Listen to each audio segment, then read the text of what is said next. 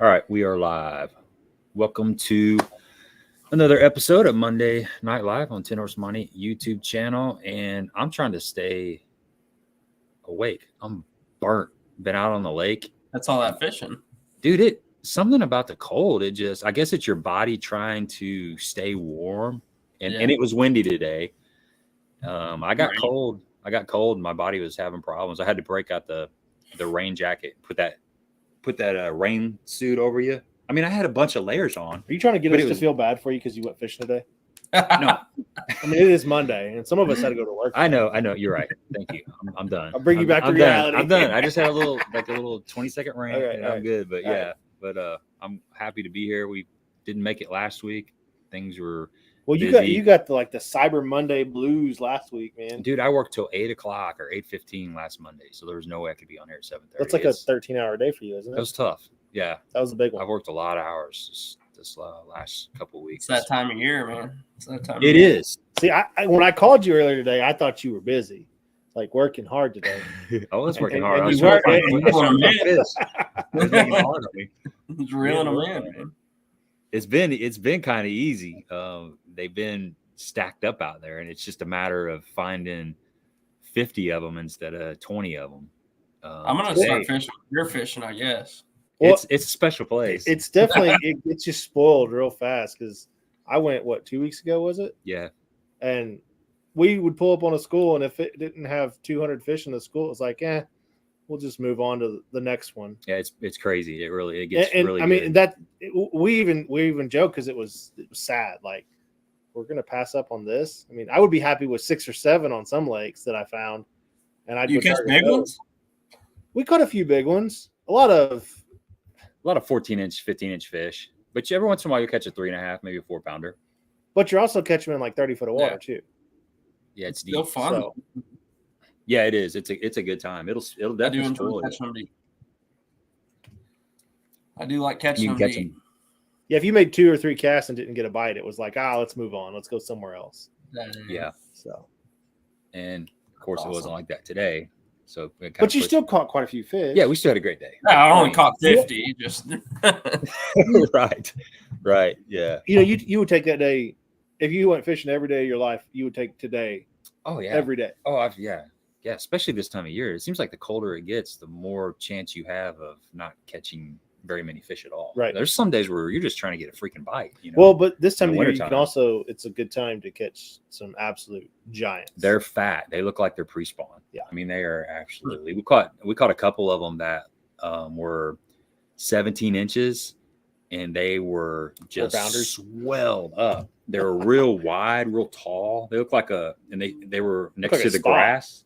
Yeah, like a spot or like a Florida strain. Yeah. They were real dark green. Just beautiful fish. Those grass fish haven't been picked on as much as those offshore fish. Right. So they were just virgin fish. They're fresh fish. So this is, I went over on, I think it was a Monday when I went over there. How's the lake on a Monday? 3 boats in the entire lake? Yeah. It's awesome, isn't it? Yeah, it is. I don't know what a Saturday looks like over there right now, but a Monday when there's 3 boats in the lake and it's the best thing about hunting season. You got duck hunters, you got archery hunters, you got nobody's fishing. Not that many people fishing. You get some crappie guys out there that are fishing. The hardcore guys are out there. So yeah, especially on a day like today because it wasn't warm by any. No, it was cold. It was. They should be starting to bite too. It's that time of year where the fish are just feeding. Yeah, they're grouping up and they're ready to eat. That hadn't happened here yet, but it's got to happen any day. We're behind, man. It's way behind what it normally is on a normal year. But we talked about this. We've been talking about this pretty well all year. In March of this year, we were behind. We were 3 or 4 weeks behind. Mm-hmm. Pre-spawn, offshore fish, midsummer, we're 3 or 4 weeks behind. And then all of a sudden, fall rolls around, and we all of a sudden expect that we should be back on catch up, right? Yeah, it's going to just catch up overnight. No, we're still 3 or 4 weeks behind. So we were talking about that. I think it was when we were in Guntersville. We've been complaining about how hot the water has been at the lake all fall. And then, I was talking with my buddies. I was like, we're going to be liking it when it gets to this late fall, early winter stuff when they're still biting the top water during the Missouri Invitational and stuff, because there's years that they don't.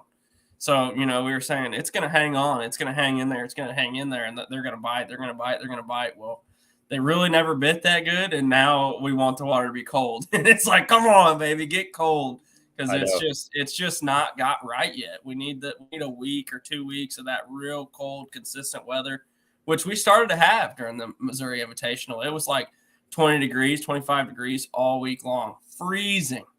And they were feeding pretty good. And then the next week back to 50, 55, 60 degrees. And it's got them all messed up, man. The fish do not know what's going on. Plus, the lake's a lot lower. The lake's a lot lower than it normally is, too. The last couple of years, I mean, the season has shifted. We're a month from when I was growing up, at least, of where we were 20 years ago. We're a month behind, I guess. Mm-hmm. It should already be cold, and you should have a lot more ice on lakes around, even around here in southern Missouri. Right. I'm glad it's not. Oh, I am too. 1,000%. I don't like cold weather, but I like it just because they bite. You're going to catch them when that water is like below 45 degrees. You just wake up and you get one of those sunny days. You're going to go out there and catch them. And right now, dude, there's no telling if you're going to get bites, if you're not going to get bites. Really, a big factor right now is the wind. If you can get a day where the wind blows, they feed.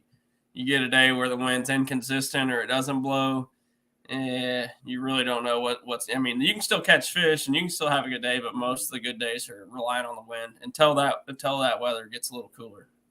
I think it's interesting how there's some lakes that really excel in the wintertime. There's like really good winter lakes, and then there's some lakes that are tough. Even our little area, you can pick 5 lakes within an hour's drive from us, and a couple of them will be pretty good winter lakes, and then there's a couple of them that are just really tough for whatever reason. There's some of them where once that water gets like in the low 40s, you can't hardly even get a bite. Now most of those lakes are really stained. I think clear water. I think if you got a lake that's got some clear water, you can get a good winter bite most of the time. I think that's what we got going for us. I think most of the Highland reservoirs in the Ozark region are honestly probably the best.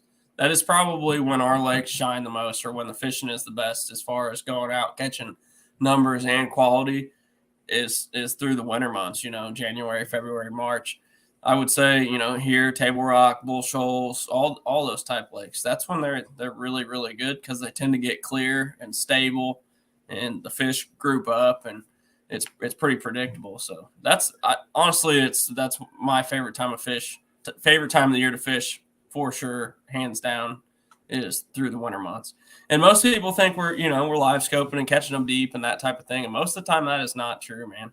I'd say 90% of the time we catch our fish shallower than 8 foot of water, maybe. I mean, pretty shallow. Most of the time they're on the bank. And it's just those fish getting up there in the rocks and warming up and eating crawdads and that type of thing.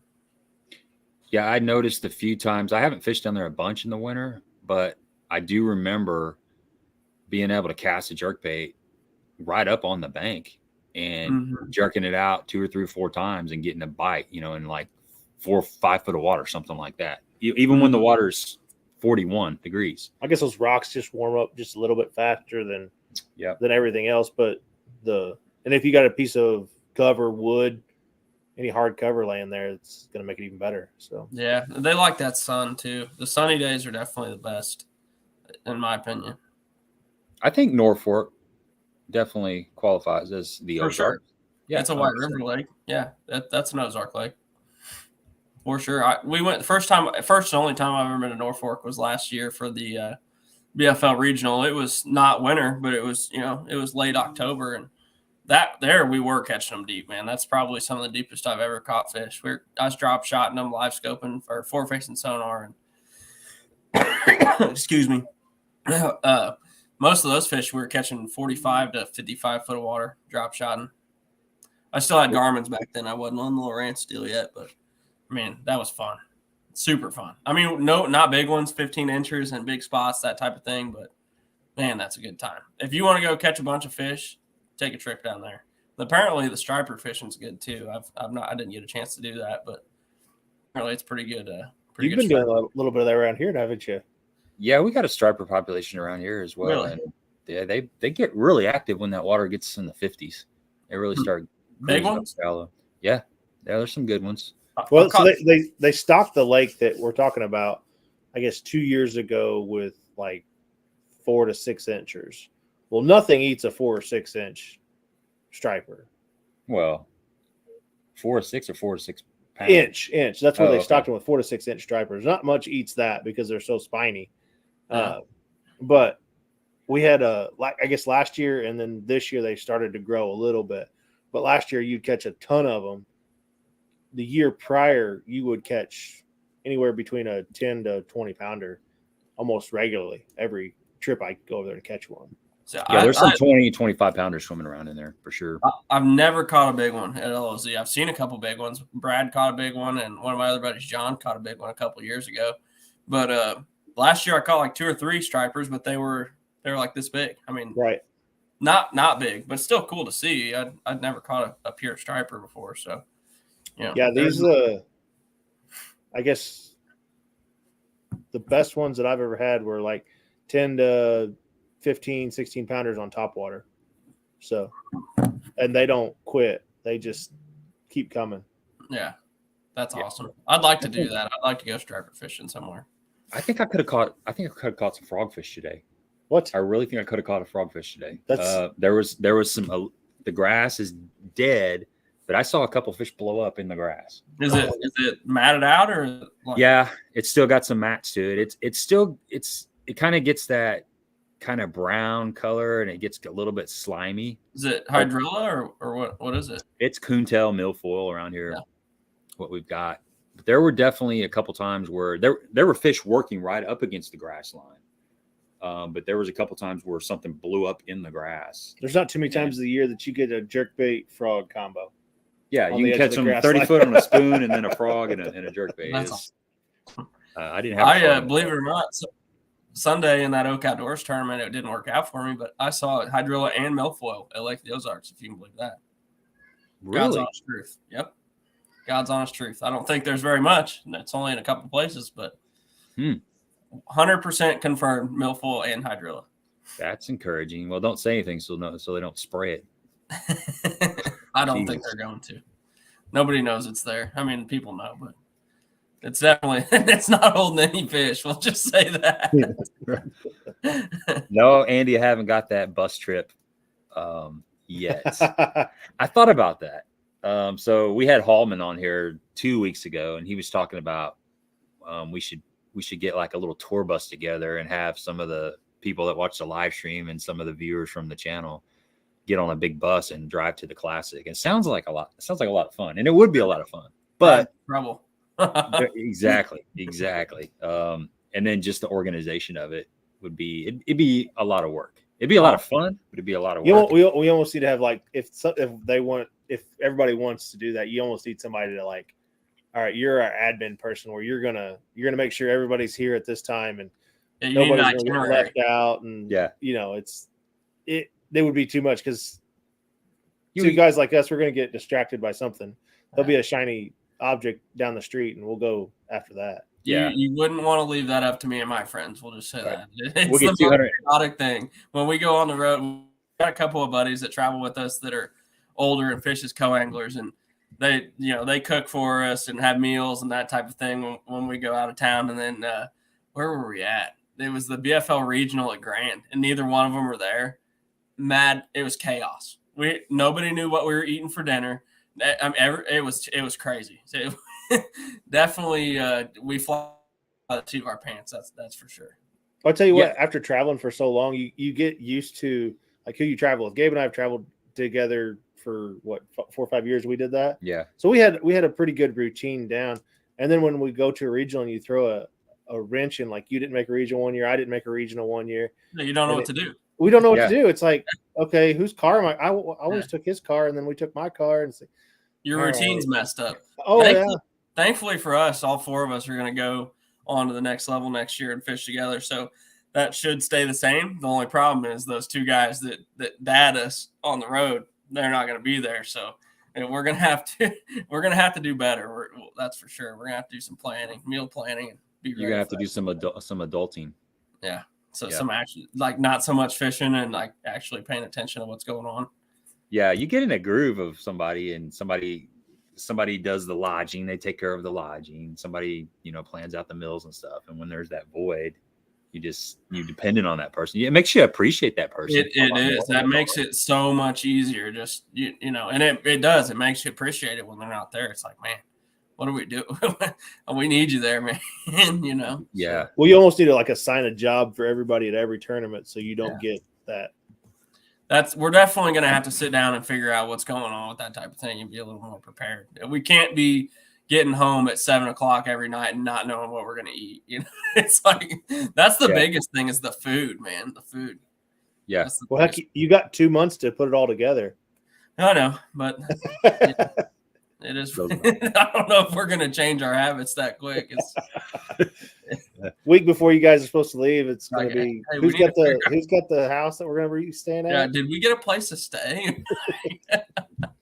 So, are you guys planning on doing houses? Somebody dragging a camper? What are you guys doing? No, we'll Airbnb it or VRBO or whatever. That seems to work out really good. It ends up being normally, now that's with the other two guys staying, but generally I want to say it's like $50 a night or so when we get a house like that. One of the biggest upsides to doing that when you're on the road is just the security. You're way less likely to have somebody messing with your stuff and that type of thing. It's normally a little bit more private, and your boats are a little more safe outside. You don't have to worry about it at a hotel right off the interstate or something like that. So, $50 a night, that's about as cheap as you can get any hotel either. And it's it's more comfortable. By the end of the week or by midweek, you feel at home. It's not a hotel room that, it's a little bit easier to get in a rhythm and be comfortable. I feel like when you're staying at an actual house with your buddies, and it's, you can kind of make yourself at home and get comfortable. And you're not eating out every night that way too. Yeah. You're cooking at the house. We very rarely eat out, honestly. Very, very rarely. That one at Grand we ate out every day because we still cooked a couple meals, but it's definitely, that's the deal. The deal is staying at the rental houses or vacation rentals, and in my opinion, it works out. I agree, man. Those are the best times. You make the best memories when you're doing that stuff. When you get off the water from practice or a tournament, and then you've got this house instead of a motel room. You go in there, you can relax. You've got plenty of room to have your stuff laid out and prep. And then you can go, you can just go out on a back porch or something on the deck and just chill and just watch the scenery. We stayed at a place on Truman Lake, and you could see the lake from where we were at. It was way off in the distance, but it was just nice to go back and sit on the back porch or sit out on the front porch and drink a beer, eat food, whatever you do, in the evenings and relax. And you're not hearing little kids upstairs running, on the second floor of the motel, or noisy neighbors next to you. You don't have to deal with all that crap. The camaraderie, man. I feel like we don't, me and my friends, and when I say my friends, it's me, Austin Culbertson, Brock Rankemeyer, and Brad Jelinek. And we started staying together, I think last year at the beginning of the year. Our first one would have been Grand, the Toyota. And now everywhere we go, that's what we do. We got our crew, and normally, on weeknights or practice nights or whatever, there ends up being 4 or 5 other extra people there coming to hang out. And it's so much more homey feeling, and it's easier I just feel like it ends up being better. It somehow correlates with on the water success. You're there with your friends, you're happy, you're in a good mood, and you're in a homey type place, cooking home cooked meals and drinking some beer, watching football or whatever the case may be. It works out, man. And I definitely am super appreciative of that, and I'm really happy that relationship kind of came to fruition. It's been a good deal for me, and I would say that they would all tell you the same thing. I would not have it any other way, and it's pretty sweet that we all get to go do it at the next level too next year. Yeah, it's cool, man. It's a group of hammers rolling together is always a fun time. Do you guys share information amongst you all? Or do you practice together? How does that work in the household? A little bit. I wouldn't say as much as other people would probably think, but Austin and I talk a little bit because we're tournament partners, and that's just how the way we've always done things. So we share a little bit more than the others, but it's really it's not a huge deal. It's more of a, if somebody's struggling, don't be afraid to ask type thing. You know, we don't want to leave anybody hanging, but we all go out and we try and do our own thing and try and make it work. And if somebody's struggling, then yeah, we're going to help them out or do what we can. Just, we don't want to see somebody sink, but for the most part, we try and get our own thing done. That's great. We got a bunch of questions loading up in here, which is awesome. Got a really good crowd. Good to see everybody on here on a Monday night. But before we go any further, I just wanted to give a shout out to Crock-O-Gator because Joey's sponsoring this live stream. And we will be doing a really good Crock-O-Gator giveaway a little bit later. And the way that's going to work is you'll hear me make a reference to a Sasquatch. We call it Sasquatch giveaway. Sometime during the live stream, we're going to make a reference to a Sasquatch. And when you hear that, guess a number between 1 and 200. And Michael's given us a number, wrote it down right here. Whoever guesses that number is going to win a really nice prize package. And we're going to pick out some of the stuff that's going to go in that prize package. Joey's a little under the weather, but she kind of gave us the reins to just pick out a few things. And I'll pick out a few of the baits that I've been catching fish on the last year or so. Some of the baits have really been essential for me doing good as a co-angler in the BFLs. I mean, I've weighed in quite a few fish on some of the Crock-O-Gator products, especially the Crock-O-Gator tube. And then Michael's going to pick out a few things, and maybe even the wetter can have a say in that and pick out a couple things herself. Sure. Yeah, definitely. That's a good idea. So we'll get into that here in a little bit. Just keep your ears peeled for that. And also, go check out Crock-O-Gator. If you guys are on here, there's a lot of people in the Ozarks. I'm sure you've heard of Crock-O-Gator, familiar with Crock-O-Gator, but if you haven't, go check them out. Baitworks carries some of their products, and if they don't have what you need, you can actually go to the Crock-O-Gator website. They've got a lot of unique things. The beaver bug is something that blew up last time we were on here. I caught fish. I caught some pretty good fish today on that sucker. It's a great cold water bait, but they've got some unique products. They've got the X-Bite buzz bait. They came out with the X-Bite toad. It's a new toad to go on the back of a buzz bait. Just a lot of new. They're working on some new stuff. So you're going to see some new stuff down the pike. But bottom line, go give them a look. They have a lot to offer, and they're great people. Joey does a ton for the local community down there. She's always at the tournaments. She's there at the weigh-in. She's supporting all. She busts her ass, man. She busts her ass. She really does. She really does. Jim and Denise Still were the owners before them. Great people too. But Joey's kind of kicked up the social media just a little bit more, and that's that's always good. She's just out there. She's a presence. Like you said, she busts her ass. She works really hard. So go check out their products. Nothing. Yeah, I think Baitworks, the closest one's Baitworks. Fitz Fishing locally here at Lake of the Ozarks carries almost all the Crock-O-Gator products, and then they're also at Midway. So if you can, check out one of those three places. And man, we got some new stuff coming too. We're working with a new company. I don't know if you guys have heard this or not, but H2 Baits and Manufacturing it's a design company that's basically allowing some of us at Crock-O-Gator to put some of our ideas to paper and bring those to life, which is going to be really exciting for us, especially out on tour. Mostly going to be plastics and that type of thing, but it's going to be huge. It's going to be an awesome deal for us where we can just, we can brainstorm, come up with colors and stuff, have them super, super quick in our hands. Here and just a good segue. I'm going to show you guys right here. It's one of my new favorite baits. This is their little Ned worm. I don't know exactly what they're calling it yet, but that right there is that's a sleeper jig trailer. This is just a little 3/8 zapper jig finesse cut. It's got the lighter hook in it, so it really even if you want, you can throw this on a spinning rod. But dude, this thing is legit. That is an awesome way to get bit right now. Honestly, one of my best running patterns right now at Lake of the Ozarks is a jig just like this. And literally just this exact jig, and it just gets bit. So that's an example of something coming down the pipe. That's just a green pumpkin magic color trailer on a Ozark craw skirt on the 3/8 ounce zapper jig, finesse cut. Like I said, just a killer. That bait, they won't let it go by them. That's the thing about that little finesse jig this time of year is if there's a fish there and there's fish everywhere on this lake, I swear you can literally get bit almost every cast. It's unbelievable, especially on the lower end and some of the clear water.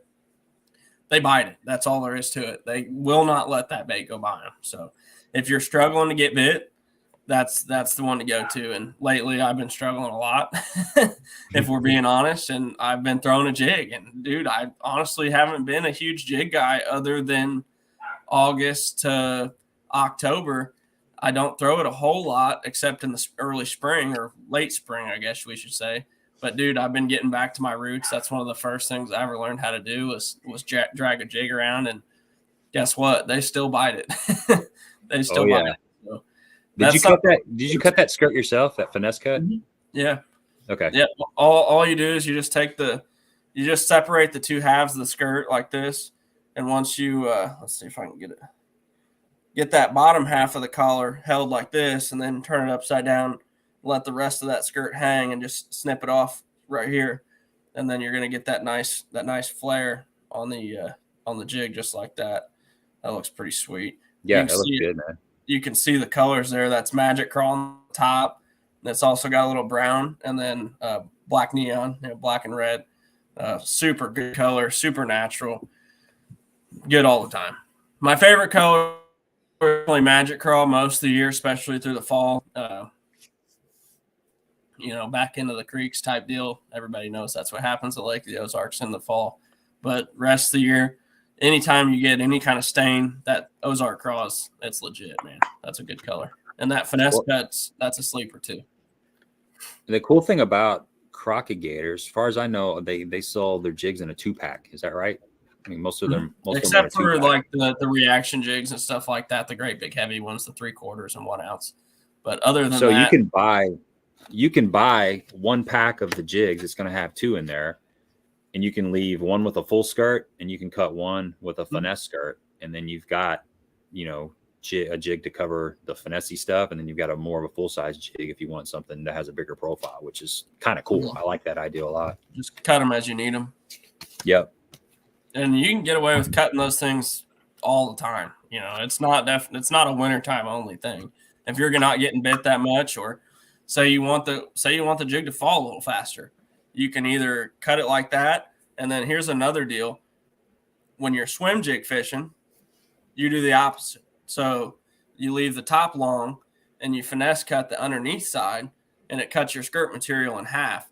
And what that does is it makes the skirt flare out a lot more, and it also lets you reel that bait a lot quicker, and it's not got all that weight and of buoyancy of the skirt. So that's something that I've been doing for a while, is cutting that underneath side of the swim jig, and it's got just, same effect. It's just the top side of it, and it really lets it pulse and flare as you reel it through the water. That's a pretty good little deal too. Yeah, that's a good tip, man. That makes complete sense. Let's jump into some of these questions right here. We got a few backing up here. Randall says he talked about brush piles with my brother Rex. I guess he's referring to you. He puts them out. Does Michael put them out? You guys plant any brush piles around there? We put some out last winter because we had the Toyota series here in March last year, and the year prior to that. The year prior, I didn't really know that was going to be the deal. That's something I figured out literally that week of practice. I ran stuff that I had never fished before. It was all stuff I had found that week. Well, last year we knew all winter that we were going to have another Toyota series the exact same week as the week that I won the year before. So we all thought, all right, we're going to sink a bunch of brush. We're going to get it, we're going to get it juiced up real nice. It doesn't work that good for me, man. I don't know if I don't know what to sink, or if I know where to sink it, obviously. I don't know. It's not worked out that well for me. I just go out there, turn my Lowrances on, sit on my butt, idle around, and mark them, and then that's the best way to do it, honestly. It's a lot of work sinking brush, and I do it occasionally, but it's just I don't ever catch them that good. The stuff I sink, I don't know what the deal is. Maybe it's just too new or what, but yes, I have sank brush, but most of the time I just rely on my electronics and go find it. There's an art to sinking brush, because you can 100%. You can screw up a really good spot by sinking brush as a stopping point on the way in, or divert fish off of a main pass through. So it's not always good to plant a bunch of brush, but it's definitely a niche kind of deal. That's one of my biggest pet peeves is when people sink brush on the good offshore spots, because in the summertime, because I want to go throw the cool stuff over it, and here there is a big old brush pile. It's like, gosh dang it, man, that was a good spot before you put that brush pile there. So it's a give and take deal. I mean, the brush can be good, but it can also definitely hurt. So you got to be careful where you put it, and definitely, man, my ratio is not that good. Out of what I sink, what it turns into being good brush piles, it's not that great. So it's a lot of work for low percentages. It's a lot of work. A lot of work. It's pretty easy to sit there and stare at your Lowrances on side image and idle around all day and mark them. You know Let somebody else do all the work. Yeah. Exactly. It's working smarter, not harder. Yeah. Yep. So Colby says, is that A-rig bite a time of day thing? And Colby, I've been catching some fish on the A-rig lately, and it's just like everything else. It is a time of the day thing. You gotta idle around and find the right ingredients, which is shad and bass chasing the shad. I mean, we've been doing that a lot lately, and you'll go through an area, and Jonathan has seen this happen. You'll go through an area and it's not happening. There might be some bait in there, but there's no bass in the area. So like Uncle Ron, my buddy Uncle Ron says, if we were fishing a shad tournament, we would do really good on this spot, but it's not going on. So you got to see both of them there. But you may come back in a couple hours and there's some bass set up on those shad, and that's prime. That's what you're looking for. And sometimes the fish, for me personally, I mean, you can catch fish on an A-rig in any depth, but I like to use it for that mid-depth stuff a lot of times. I mean, I'll slow roll it, but on that slow rolling thing, I kind of like to use a spoon. If I can catch them on a spoon, it's a lot funner on a flutter spoon. And sometimes they won't bite that flutter spoon, so you can slow roll the A-rig down there. But it's that mid-depth stuff. That mid-depth stuff. It's the stuff you can't get anything else to. Where there's not a great bait to fish right there. I would 100% of the time rather fish a jerkbait if I can. Everybody thinks I'm a big A-rig guy. I really don't like throwing an A-rig that much. It's not my favorite thing to do. They do bite it, and if they're biting it, I love throwing it. Like most people will tell you, I like throwing what they're biting, and they rarely turn down a jerkbait. They see a lot of A-rigs nowadays, and all they do is follow that dang thing, unless they're feeding, and that's a time of day thing, and so a jerkbait, you can talk them into biting it. You can make them bite it. An A-rig is either bite it or they don't.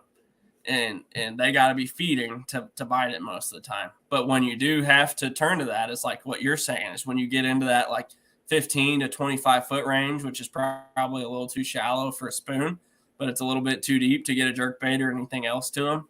That's a really good beat that you can control the depth and put it in front of their face. But it's definitely a time of day thing for me.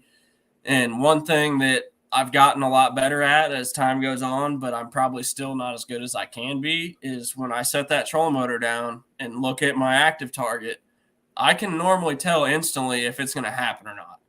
And what you got to be able to do, and it's hard to do, is set that trolling motor down, look at it, say, it's not happening yet. Pull that thing up, go to the next spot, go to the next spot, go to the next spot until you set it down, and instantly. When it's going on, you set the trolling motor down, and you go, oh my gosh, it's going on. It's about to happen. And that's the time of day thing where, it might not be the time of day on that spot, but it's that time of day somewhere. I guarantee you it's that time of day somewhere. And so you have to be able to recognize that, hey, it's not happening here. And you got to be able to tell yourself, all right, let's go find where it is happening.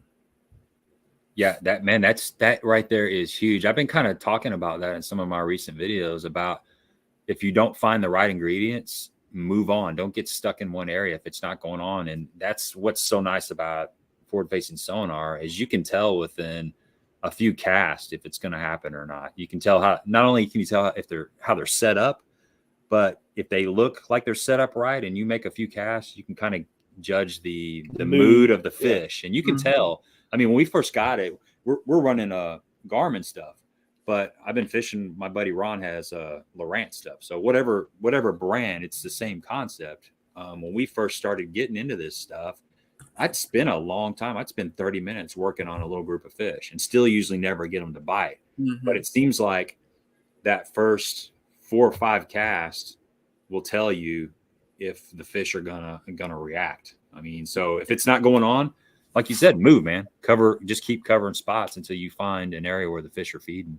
When you set it down on some fish that want to bite, you could reel that A-rig 15 feet over their head, and they just turn into a line, straight up, instantly eat it. Never think about it twice. When you go out there and you're reeling it, and they're just doing this, and they look like crappie, just swimming right behind it. Yeah, come back, and it'll happen there at some point that day. Just not right then. And you're not going to make them bite. That's very rare. It happens, but it's very rare. Yeah. Randall says, what's FX on Michael's shirt? FX Custom Rods is a rod company that I've been working with since 2018. They've really blown up a lot. They're in like 160 some stores across the United States, but it's a rod company that makes a lot of different versions. It's one model basically. They're working on a more cost affordable model for anybody that wants to use them, but they retail between $179 and $200. It's a lifetime warranty rod. They make a lot of different models, one that fits all techniques. We carry them at Fitz Fishing, Baitworks. You can get them online. You can get them almost anywhere. Super, super, super premium product. It's like fishing a $400 rod at a $200 point with a lifetime warranty. They're legit, man. I've been using them forever. It is the only rod that I use. I've got a pile of like 40 rods that are collecting dust in the corner that I've retired because I don't use them anymore. If you open my rod locker, God's honest truth, there's nothing but FX rods in there, and that's for a reason. They're pretty freaking sweet, man. So sponsor plug or whatever, go check them out. They're legit.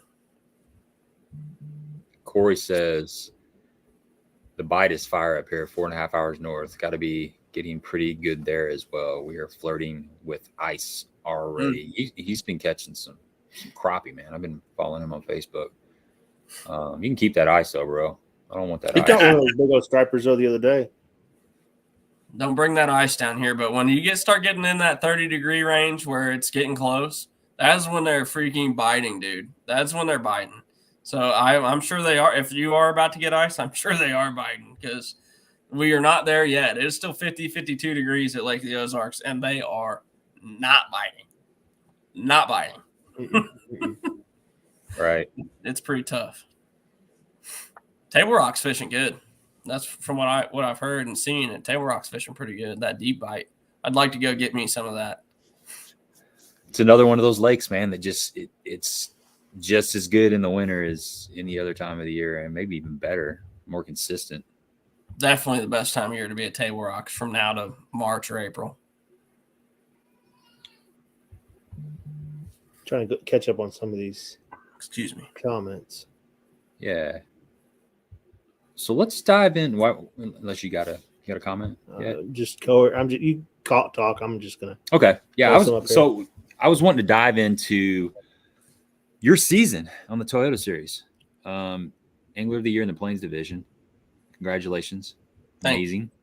And you mentioned earlier that you're going to be fishing the invitationals with the whole crew. What are you expecting? I mean, that's a big jump up. Are you excited? We talked a little bit about the planning. That's going to be, that's definitely next level from the Toyota Series. Read the roster, man. You go down the list, you're like, oh, yeah, it's a little daunting. I mean, I'm excited. I'm super excited. And I want to see what we can do on the national level, traveling around the country. Pretty much all lakes I've never been to. We've got Lake of the Ozarks and La Crosse, Wisconsin are the only two places I've ever been. Other than that, the first one we kick it off at Okeechobee, the 1st of February. A couple weeks later, we turn around and go to Clarks Hill, South Carolina. Never been there. It's been a long time since there's been a major tournament at Clarks Hill.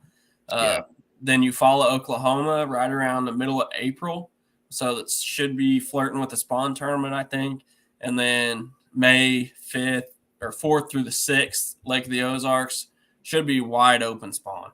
I think we got a full moon that hits May 5th, and generally the full moon in May is the big spawn at Lake of the Ozarks. So hopefully that's a sight fishing deal. I almost won the Toyota Grand sight fishing this year. I had the it didn't happen, but I had the winning fish nose down on my cricket twice, and I didn't know it at the time. But if I would have caught that fish, it would have sealed it up, which would have been pretty epic. But ended up finishing 4th, so I'm not complaining about that. But moving on, we had May here, invitational, and then June on the Potomac. Never been there. Don't know that much about fishing rivers. And then July at La Crosse. I have been there a couple times, and that's a pretty awesome fishery. So I don't know. We're super, super excited to get out there and travel and see what it's all about. But man, it's gonna be expensive, and we're gonna be fishing against pretty premier talent. There's a lot of big names that are fishing those deals, and it's gonna be fun, man, and I'm super excited about it. It really is kind of a shock, honestly.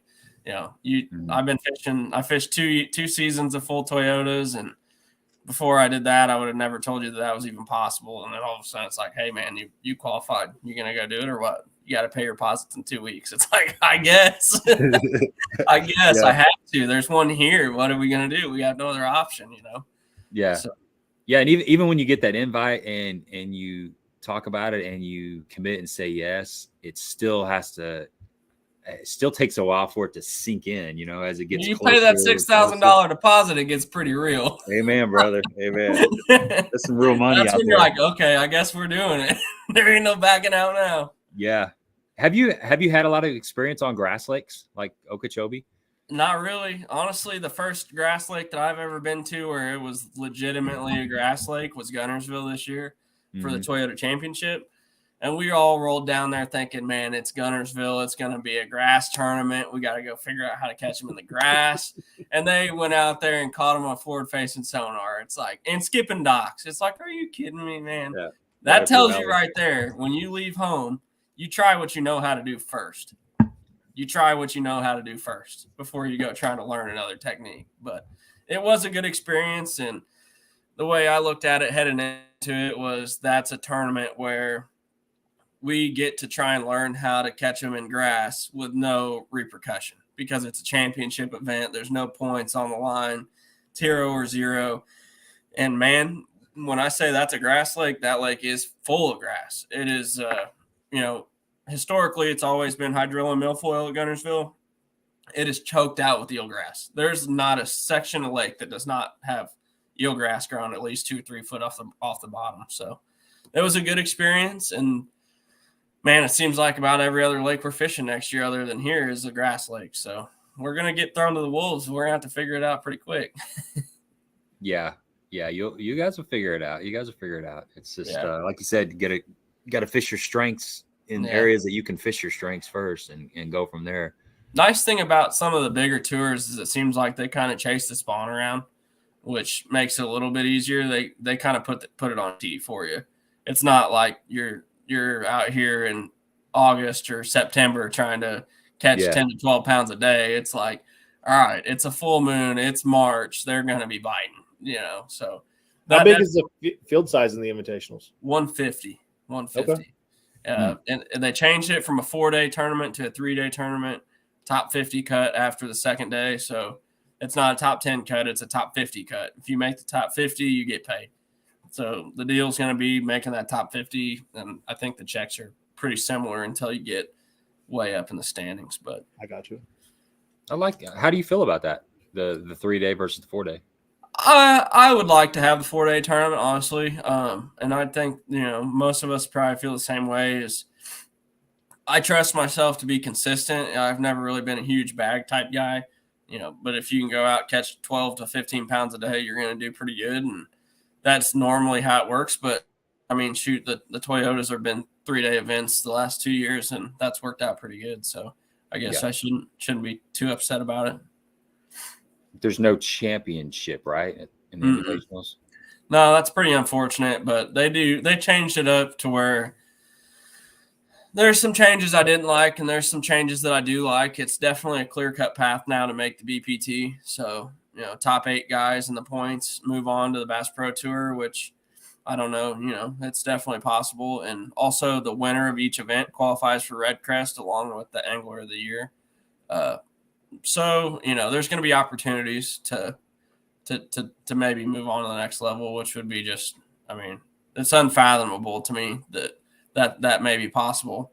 And, you know, definitely a long road ahead of us, or fishing against a gigantic field full of absolute hammers. But, yeah, you know, it is what it is. I didn't think it was possible at the Toyota level either. Here we are. So, yeah, exactly. Would you, if you qualified for the BPT, would you go up? Would you move up to the next level? Yeah, absolutely. Okay. I definitely it appeals a lot more to me now that they changed it back to 5 fish. Mhm. The Bassmaster stuff has always been where I feel like is, you know, that's what I grew up idolizing. And I'd say that that's what most of us could agree with, is the Elite Series is the deal. Well, here's the thing. We qualified to fish the Invitationals. It's a $100,000 tournament against 150 guys. Yeah, they're good fishermen, but it's 150 guys fishing for $100,000. Top 8 move on to fish the Bass Pro Tour, which is super lucrative. The Opens is murderer's row right now. Oh, you got all these guys that are trying to go back and qualify for the Opens. It's moved it up to like 225 boats or something like that. And it's 250? 250. Yeah, that is massive. That's so many boats. Plus, you have co-anglers. Plus, there's no live cameras. Plus, yes, you can make the classic, but there's also no championship for those either. And it's 9 tournaments instead of 6, fishing against 250 guys, and you got to make the top 9. I feel like the Invitationals is a better road to jump starting a career in fishing, you know. And if I fish a couple of years and do good, but haven't made the BPT yet, maybe I entertain the idea of going to the Opens. But for now, man, I've been given an opportunity. I feel like I got to take the Major League Fishing route, where we get to fish for more money. It's a smaller field. It's less tournaments. You got live cameras every day of competition, and you can qualify for Red Crest and the Bass Pro Tour. So for now, man, that's the deal for me. I got to take that and run with it and see what happens. Plus, I think if this makes any sense at all, the entry fees actually go down a little bit when you move up to the Bass Pro Tour and you're fishing for more money. So, you know, we'll see where that takes us, but they did change that back to 5 fish, which definitely appeals to me more than the running total deal. Me too. I'm a big fan. I've watched, I mean, I watch live, whatever it is. Doesn't matter what circuit it is. I mean, I've watched the NPFL and Major League Fishing, bass. It doesn't matter. I just like watching. I'm just a fishing junkie. I enjoy watching it, but it will be nice to see 5 fish. I think it's going to create a lot of drama. I think it's going to create a lot of good drama. A lot of good drama. You're going to start seeing guys like panicking with 2 hours to go. Yeah, they're going to pull out a big glide bait where instead of going to like a Ned rig or a shaky head, they're going to go to the glide bait. So what's going to happen is this is kind of a guess. It's an educated guess, I guess, but there'll be less cut line drama. You know, there was always major drama on the cut line with the running total deal. Right. But what you're not going to see is guys letting their foot off the gas and going and practicing for a whole entire day because they're leading the thing. That's you know, true. Those top six or 7 guys in the format the way it was, they went and practiced. They quit fishing. You know, there was no point in even having a camera on Jacob Wheeler, whoever it was that was leading the event, because he already knew he was making it to the knockout round or even the championship round.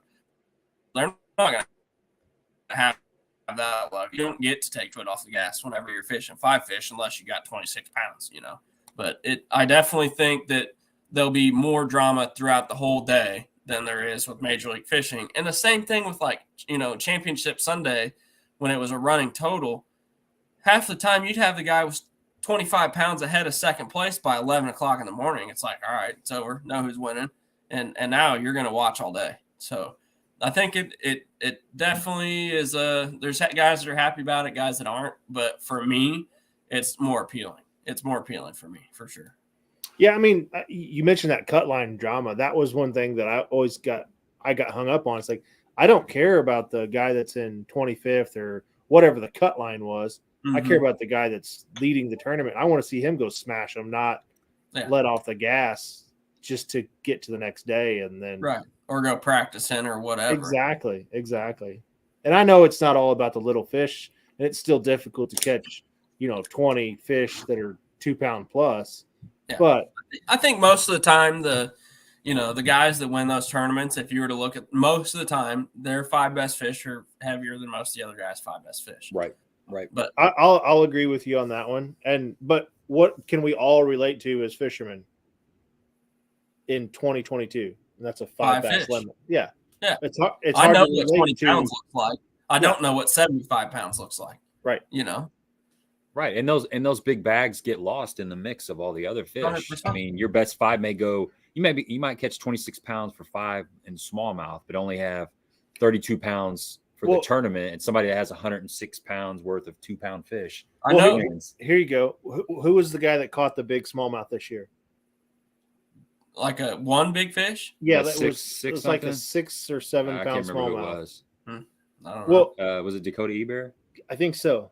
But that was in an every fish count format. Yes, it was a 7 pound largemouth. Yeah. Or a smallie. Yeah, it was Dakota. What did that fish mean to him? I don't think it meant a whole lot. It just went in the mix. It's just another fish. Well, and I do know they did let this metric out after they released that they were changing the rule. Is there would have been a different red crest winner at Grand. It had it been a 5 fish tournament. It wouldn't have been Bobby Lane that won. It would have been somebody else. I don't remember who it was, Luke Clausen or somebody. But he won under the format. Can't take that away from him. No. But, somebody else had a lot bigger bag off 5 fish. They just didn't catch more. So I don't. Yeah, what I'm getting at is you catch a giant. You go down to Florida and you catch a 8, 9, 10, 11 pounder, and Jacob Wheeler goes out and catches 5 2-pounders in the same 30 minutes that you caught that fish, came down off of your high, and now you're tied. Mm-hmm. I agree for sure. So it's interesting. It's going to be fun. There was a couple questions up here. Okay. And one of them, I think this must be some sort of inside joke. David said, I was wondering if your new Camus is going to have a built-in booster seat for Austin.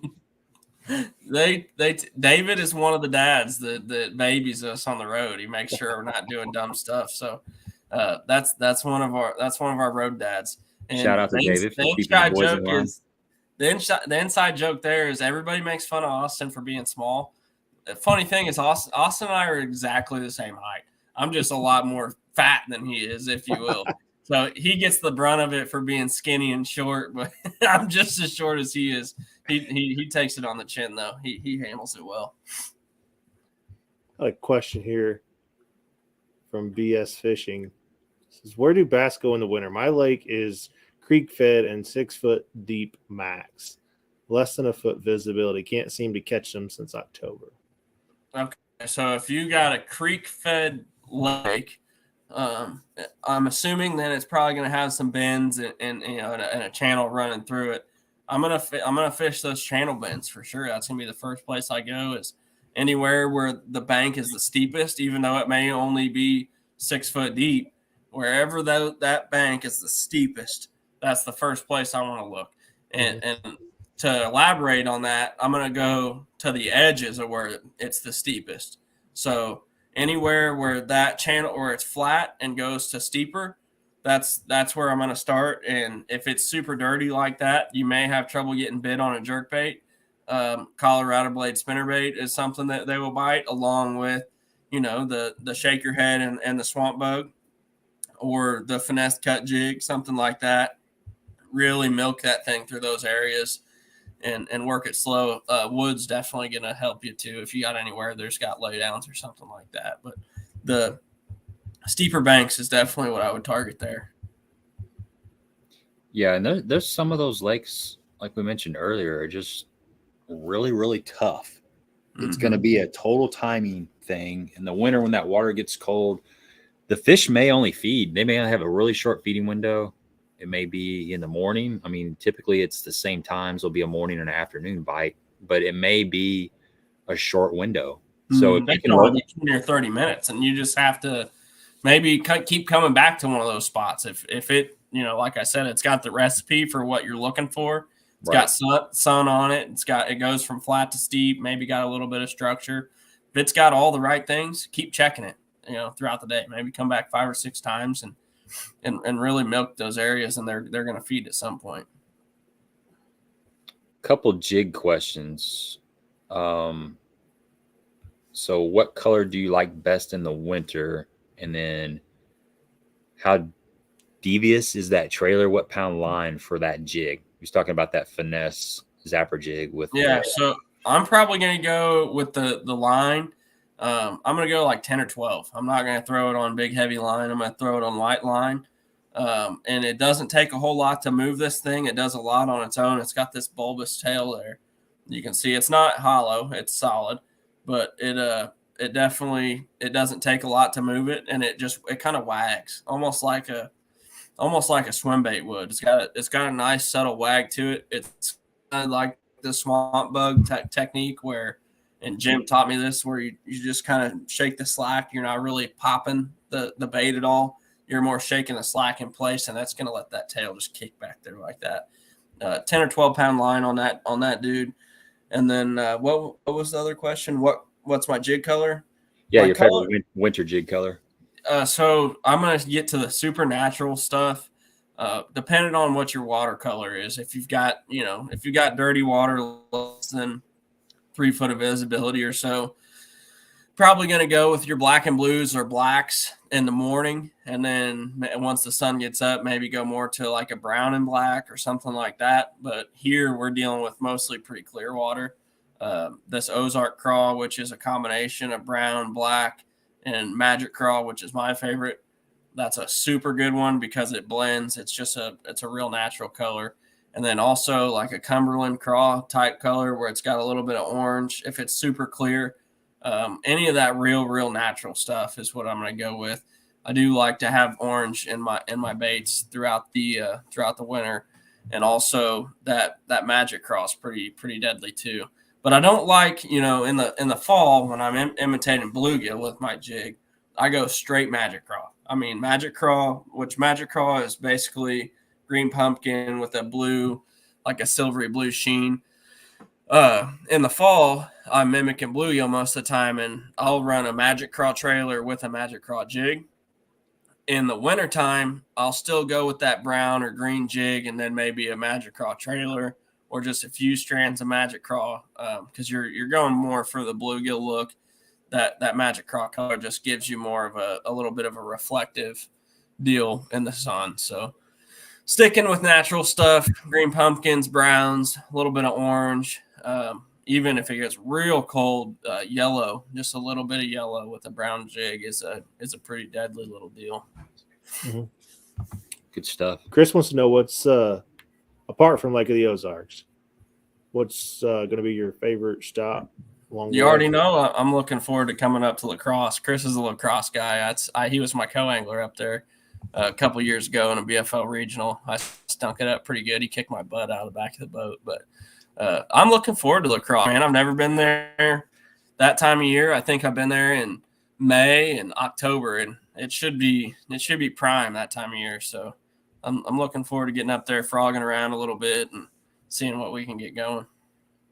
Brock asks, we are aware that you have a lot of friends that are also the competitors. How do you answer questions about fishing before a tournament? Do you want feedback or shared information? It's kind of an ask and I'll tell you type deal for all of us. Nobody is lying to each other. There's none of those fishing stories going on. All of us try and do our own deal. We all want to catch our own fish, and nobody wants to step on each other's toes. But at the same time, none of us are too afraid to ask. If nobody's on anything and somebody's saying, dude, I'm catching them or they're biting or whatever, not a spot deal per se, but hey man, you need to make sure you're throwing that jerk bait or something like that. Or, this section of the lake may be fishing better than another section of the lake, that type of thing. So there's definitely benefits to that, but it's not something where we're all pooling all our information and then we all end up on the same spot come tournament day, which ironically, we often do end up in some of the same water, not by sharing information. It's just that we tend to think about things the same, and we look at it through the same lens, it seems like. And it's just not uncommon for us to see each other out there. It's like, man, I think we think about things the same way and see stuff the same way because we've grown up fishing the same water, and the same thing happens here. And I can tell you, we do not talk that much about Lake of the Ozarks stuff. That's more, once we're on the road, it's a little bit different, but here it's like, I'm going to whoop your butt. That's more of the mentality that goes on. And we still end up fishing next to each other. It's just one of those deals where, I think we think a lot alike. So it works out, it ends up being okay. And if somebody's struggling, we'll help them out. But for the most part, we try and, stay out of each other's way and do our own deal. Do you ever get the feeling that Lake of the Ozarks fish is small? I mean, you guys have fished it quite a bit. It's a huge lake. It's got so much to offer, so much shoreline, so many docks, so many different transitions and stuff. Is there still times where you feel like you know enough about it that it seems like it fishes small at times? Yes, because this lake is it's probably one of the biggest pattern lakes in the country. This is a place where if you get on a pattern, you can run it and catch fish doing it most anywhere. With that being said, I can tell you, and most of my friends will tell you the same, and most of the guys that, most of your big name guys down here are all going to end up in the same section of the lake the same weeks of the year. So, if it's December or June or September, this isn't always true, but I can typically tell you what part of the lake a tournament's going to be won per week, or per month. I know this time of year it's going to get one on this end of the lake. This time of year it's going to get one on this part of the lake, doing such and such. So yes, I would say it fishes small, but not for everybody. You know what I mean? It's kind of a deal where it's a local thing, and you have a pretty good idea of what should be happening, where, and when. And when that happens, it does fish a little bit small. You start seeing guys, and I can tell you, I'm going to see so-and-so this day, or I'm going to see so-and-so that day. You know what I mean? So I don't know. Yeah. And that makes sense. Even with that much water to cover, when you get in a specific pattern, say they're on the last channel swing in a creek or something, there's only so many places like that. And so you can cover the water. If you're just fishing docks, the place is going to fish big. But normally you're going to be fishing docks that are on this type of bank, right? With this type of depth, with some brush, or in this part of the lake or whatever. If you're just going out on Lake of the Ozarks saying I'm fishing docks, and that's truly your plan, you probably have more to your pattern than that. So go the one underneath that. Yeah, here we go. Oliver Siebert. What's up, Oliver? Good to have you on here, man. Michael, given any Ozark lake, what's the difference on your approach with and without forward-facing sonar? Would the A-rig and jerk baits still be locked in without the forward-facing sonar? Jerk bait for sure. I truly don't need the forward-facing sonar really most of the year. It really only turns into a A-rig deal with forward-facing sonar for, in my opinion, month and a half, something like that, where the drawdown really sucks those fish out off the bank, and they're not up there anymore. That's when you're going to have to rely on that forward-facing sonar, or else you're going to get beat by somebody that's doing it. But I would say from now until the 1st of March, you do not need forward-facing sonar. That's the God's honest truth. Do I use it? Yes, I use it on almost every cast. But it's not required to do what I'm doing. I'm fishing with a jerk bait most of the time. And the only reason I'm looking at it is because I want to know if there's fish here, if there's not, and if there's one following my bait. But most of the time, the stuff I'm fishing, you don't need it. So I would say, if you have forward-facing sonar, you try and utilize it to the best of its ability. Like, I definitely use it 99% of the time from now until they spawn, but you don't need it. It's definitely not required, except there is a time period where those fish, that winter drawdown really sets in, the water gets really cold, and they get off the bank. and that's when you're gonna really need to use the forward facing sonar. With that being said, once that water hits like 48 degrees and above, then they're back on the bank, and then you can throw the A-rig without forward facing sonar and bust their heads in, because they're up there and all you got to do is throw it out there and wind it back in, and they jerk the rod out of your hand. Just fish it like spinnerbait, basically. Yes, it is basically a big spinnerbait. It's all that bait is. Whenever that's happening, once that water starts getting 47, and it could be a little colder than that if you get the sun and it's been sunny for a couple days and that type of deal. But there's a magical time in late March, early April, that type of deal, where no forward-facing sonar required, because they're going to bite it before you can see your bait. I mean, they're first couple feet off the bank, throw that thing up there. That's the deal. But most of the time, if I'm A-rigging, I want to have the forward-facing sonar. If I didn't have it, I probably wouldn't waste my time. I would more focus on, finesse jigs and swamp bugs and jerk baits and that type of thing that I can throw up at the bank. Yeah, that's good stuff, man. I agree with that 100%. That makes total sense. You get those fish that are out there suspended, just kind of roaming around. It's a needle in a haystack if you were to try to pick those fish off. That's where that forward facing sonar definitely comes into play.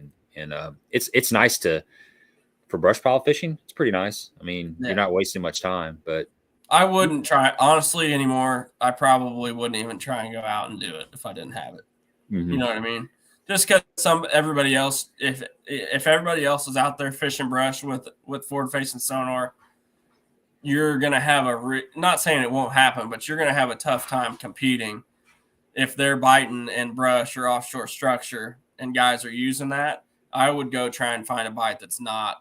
If you don't have forward facing sonar, do something else. There's other fish in the lake, and you're going to have a better chance of competing with those guys if you get a pattern to yourself that nobody else is doing. And you know what I'm saying? Yeah, 100%. Do you think? Have you noticed any? Okay, I got a question here. This two-part question.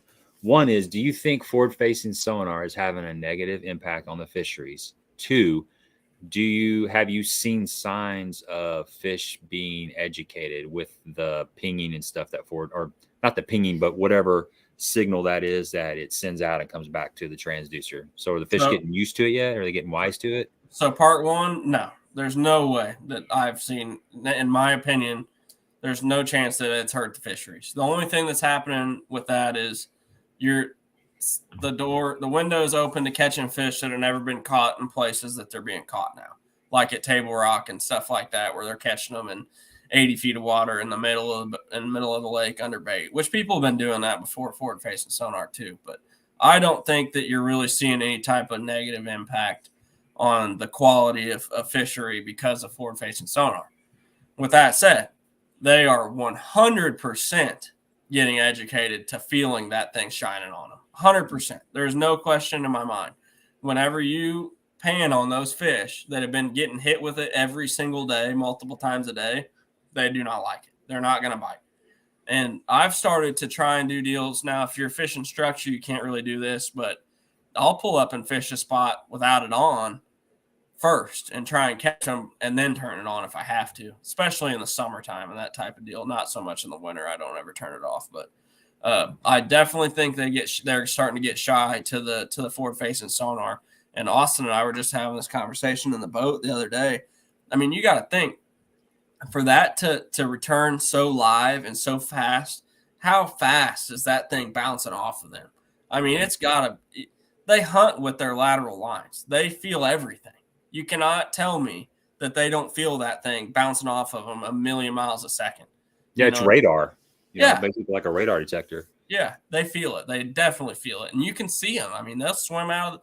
You can literally and I've seen this happen, out in the middle. It happens with crappie a lot. Shine them with the forward-facing sonar. They're sitting there dead still, 2 feet under the water. You shoot them with the sonar, and then they start swimming. You know what I mean? They feel it. They have to feel it. And so I definitely think that there's something to be said with that. They don't bite as good as they did. Like the year I won the Toyota was unbelievable because there wasn't that many people doing it yet. And they would swim 8 feet, 10 feet, 15 feet to eat a bait. And now it's like you got to hit them on the head half the time and they still won't bite it. So why do they go right under the boat?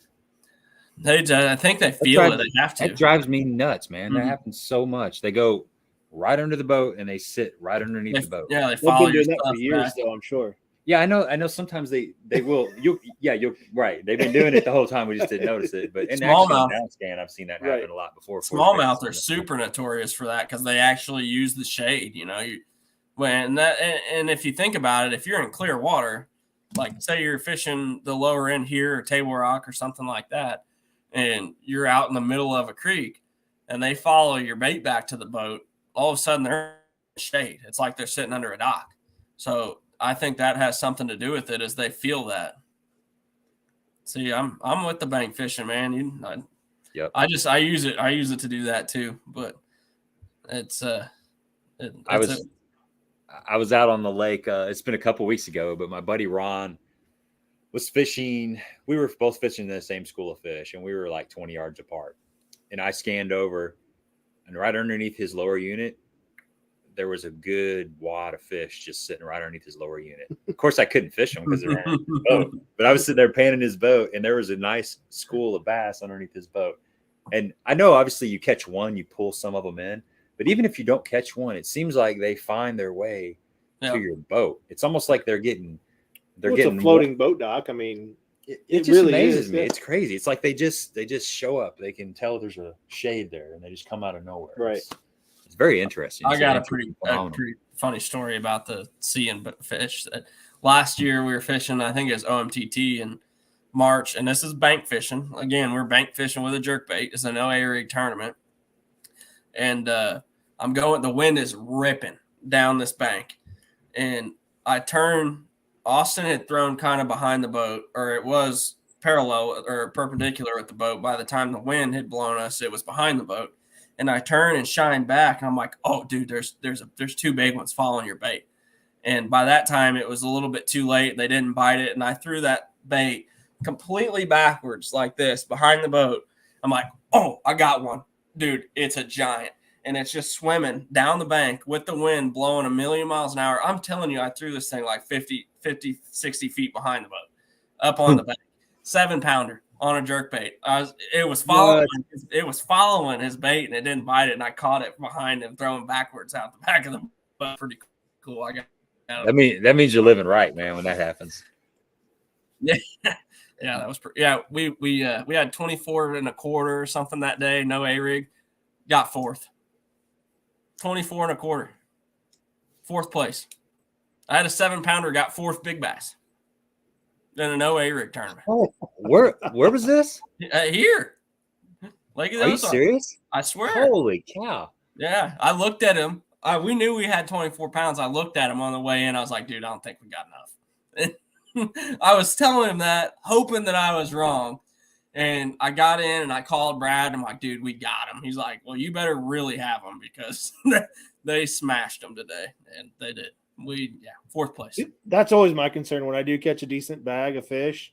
You think everybody's catching them? You know, if I caught them, I know everybody caught them. Jeez, I mean, it's not like me to just go out and just bust a giant bag. Back to that Maria Invitational tournament down there. Mike Marfell and myself caught. Well, we have 1161. Yeah, and we caught 5 keepers. We needed the whole day to catch those fish. By the way, that video is going to be coming out probably Friday if I can get it edited. Got a lot of fish catches. There might be a 2-part video, but we came in 1161. We didn't know that, but we thought we had about 11 pounds. We kind of contemplated just tossing them back, which is stupid. You should never do that. And we ended up getting 23rd place. Yeah, he won't throw a fit. He could have got. Didn't he do that in the Toyota owners? Yeah, that Toyota owners tournament last year. He had about 9-something pounds that he weighed on the scale, and he threw them back, and he would have got. I think we got like 5th place, 6th place, something like that. No kidding.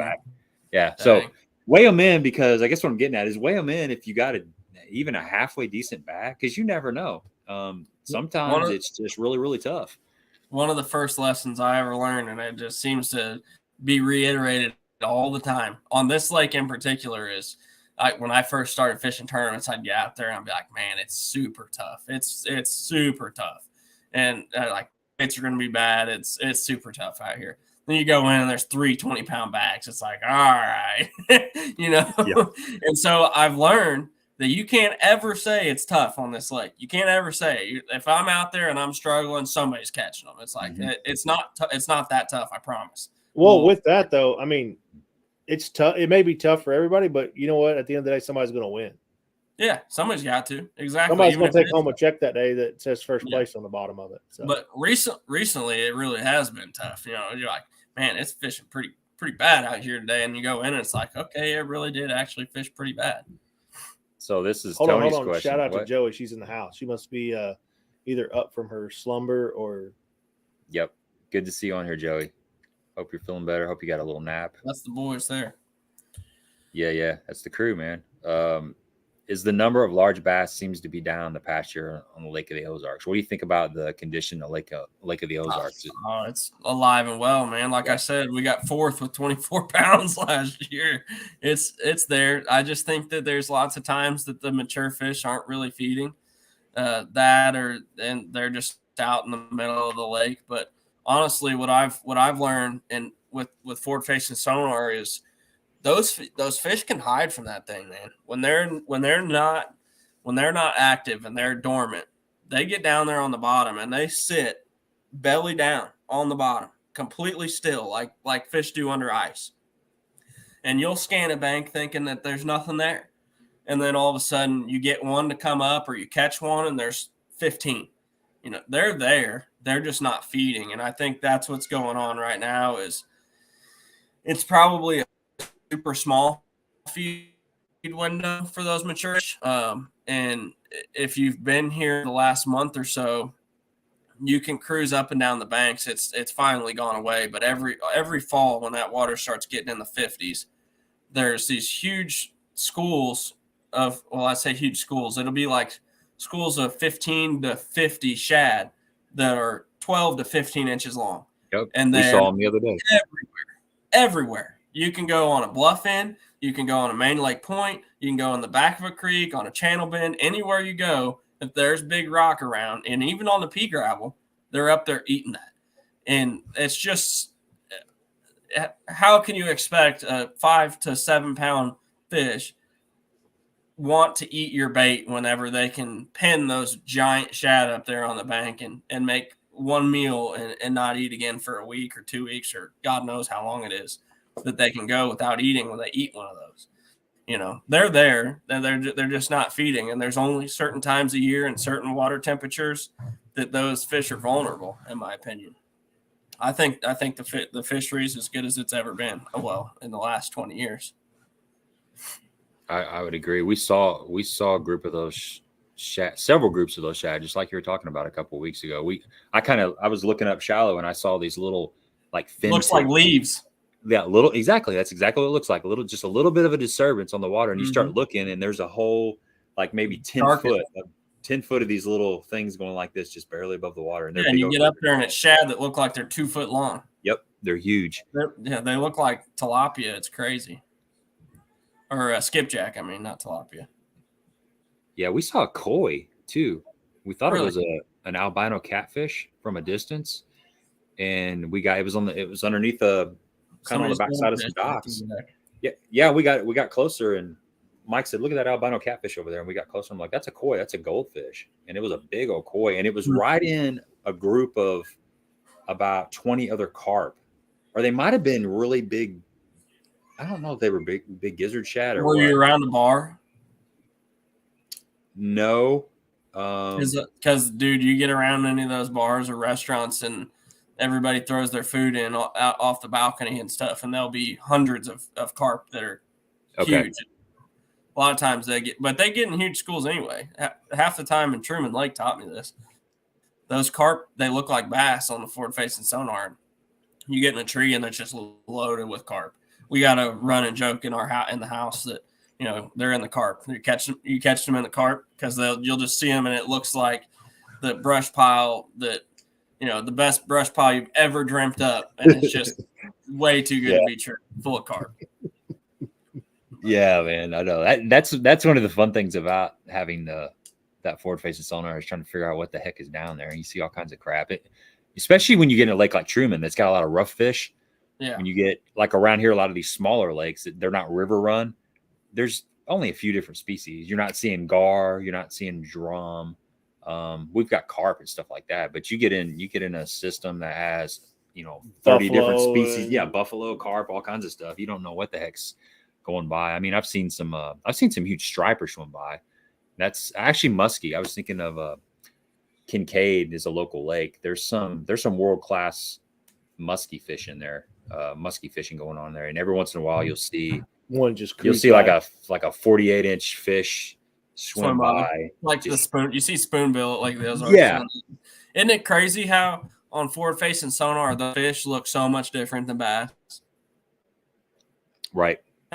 Have you ever noticed, like, most of all the fish, you're like, oh, that's a bass.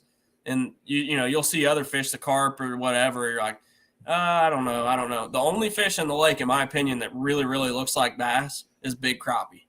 Like, you get into the 12 to 15-inch crappie, they'll be in groups of 5 to 7 or so. They're small groups. And a big crappie looks so much like a 4-pound bass, it's not funny. They look just like it. But other than that, all those other fish, they look completely different on forward-facing sonar than bass do. Like, bass are glowing. They're super hot. And the rest of them, they aren't.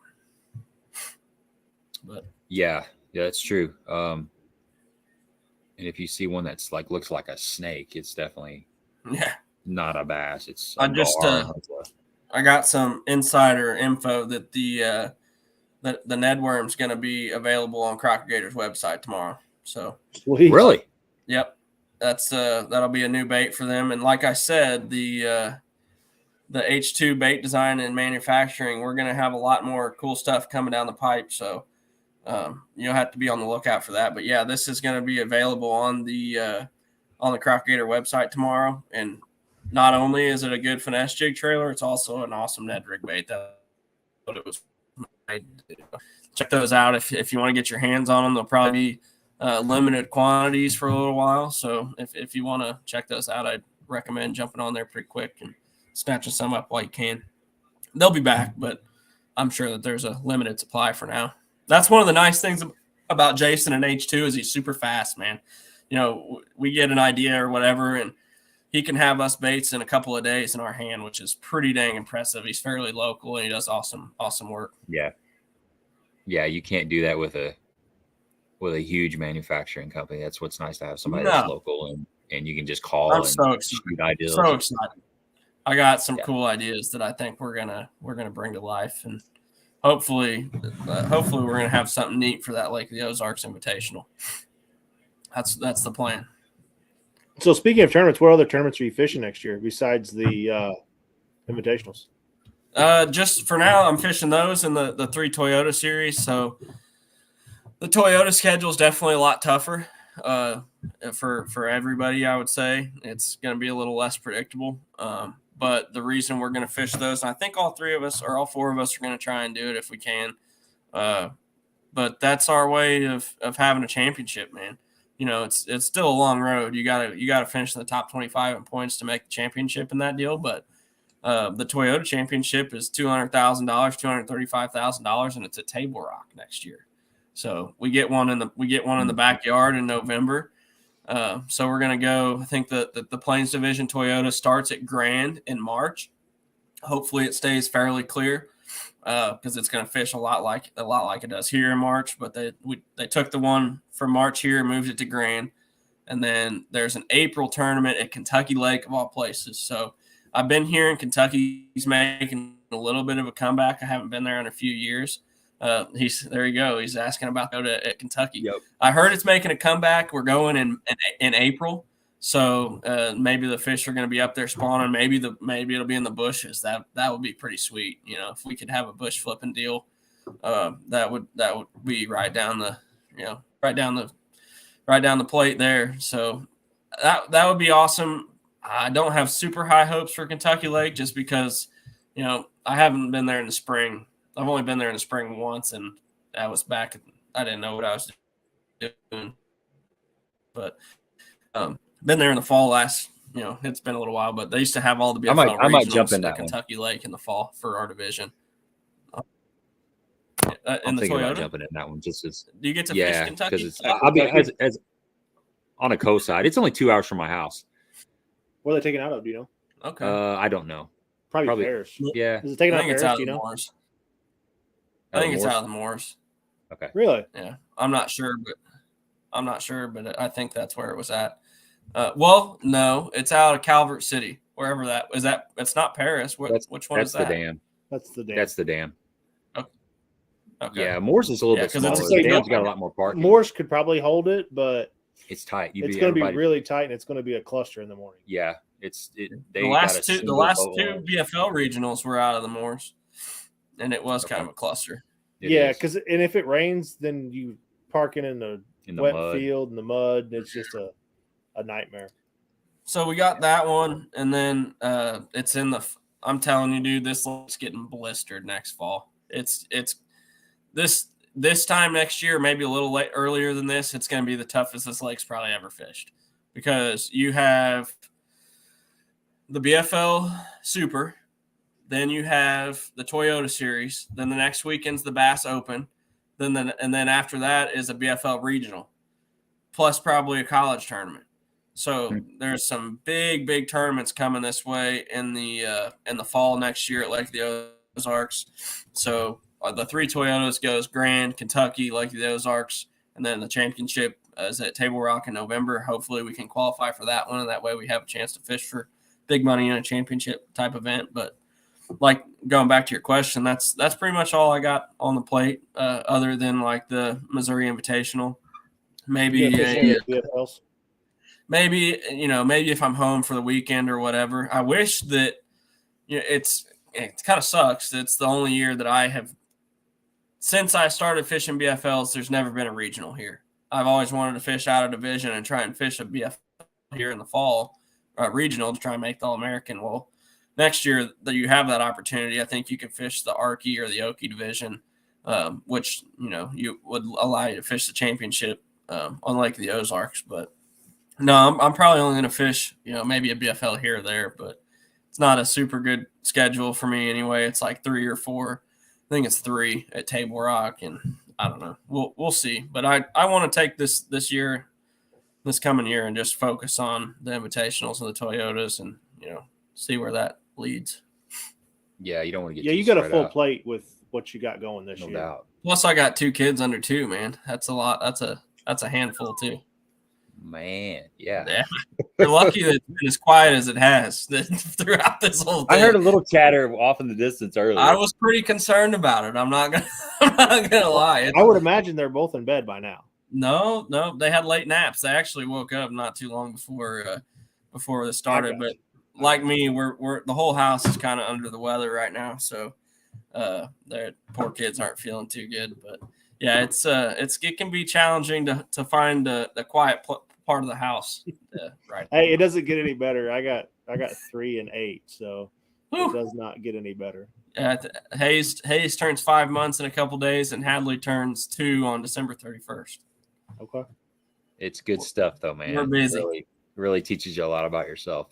100%. Teaches you patience on the water. Oh, I know, man. And to enjoy the times that you get to go fishing. Yeah, the silence. Enjoy the silence. Yeah, Rich, man, come on down, dude. You can be like 3 tournaments into a division before you get open water up north. Well, heck, he doesn't have to come down to fish BFLs. He can just come down to fish. Just come down to fish, man. You can jump in my John boat, drag your boat down here. We'll go to the elusive Kincaid Lake that we tried to hook up on that one time. Was he down here? Yeah, he was driving from Bass Nation tournament. I think it was at Pickwick. Okay. Cutting through, and he got lost. We were supposed to hook up, and there's another Kincaid Lake that's an hour and a half north of the Kincaid Lake that we know, and it just didn't work out. Oh. But one of these times, luckily, I got to go up to Mille Lacs and jump in the boat with him up on his home turf. It was a good time. We got a special request. Okay. See Hadley? All right, hang on. Good work, Joey.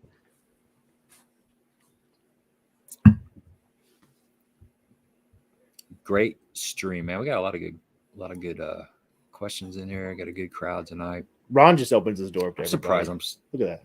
What? DeRosa. Down. That's it. Right there. Come south, Rich. Doors open. Where are you? There she is. Say hi. Hey. Say feedback. What's going on? There's people. Said, I don't on the know other these end. people. There's Anyway, people on the other end talking. How are you, Miss Adley? sound good. Hi. You're a cutie. You say it? No. No? Hook? What's this? Hook? What's it? A hook. A hook? Oh. Yeah. Right. Say big bass. Big bass. Training them young. Okay. Okay. Do you like to fish? Oh, there's kisses. Some smoochings. Say, yeah, do you like going fishing? Yeah. Yeah. Say, I like going fishing. Do you like riding in a boat? Say, I like riding in a boat too. Say, big bass. That's the best place to be, is out in a boat. Big bass. All right, go get mommy. Go get her. Come on. Come on. Star of the show. All right. Bye-bye. You can sit. Bye. She ain't gonna want to leave now. She'll finish it out with me. Oh, yeah. That's That's great. good. What else? Well, I you mean, she just stole the show, but I mean, it's got? Oh yeah. What would you expect? Right? I don't even remember when my kids were that young. I got two 14-year-olds. It's Your hair's a mess. Say, we just got out of the tubby. hey, at least it's dry. Mine would go to the bed with the wet head, and then they wake up, stuff Oh. everywhere in the morning. Queen of crazy hair. Right Oh here. my gosh! What's this? What was it? Okay. You got any other good questions? Heck yeah, I got one for you. The new Lowrance products that have come out.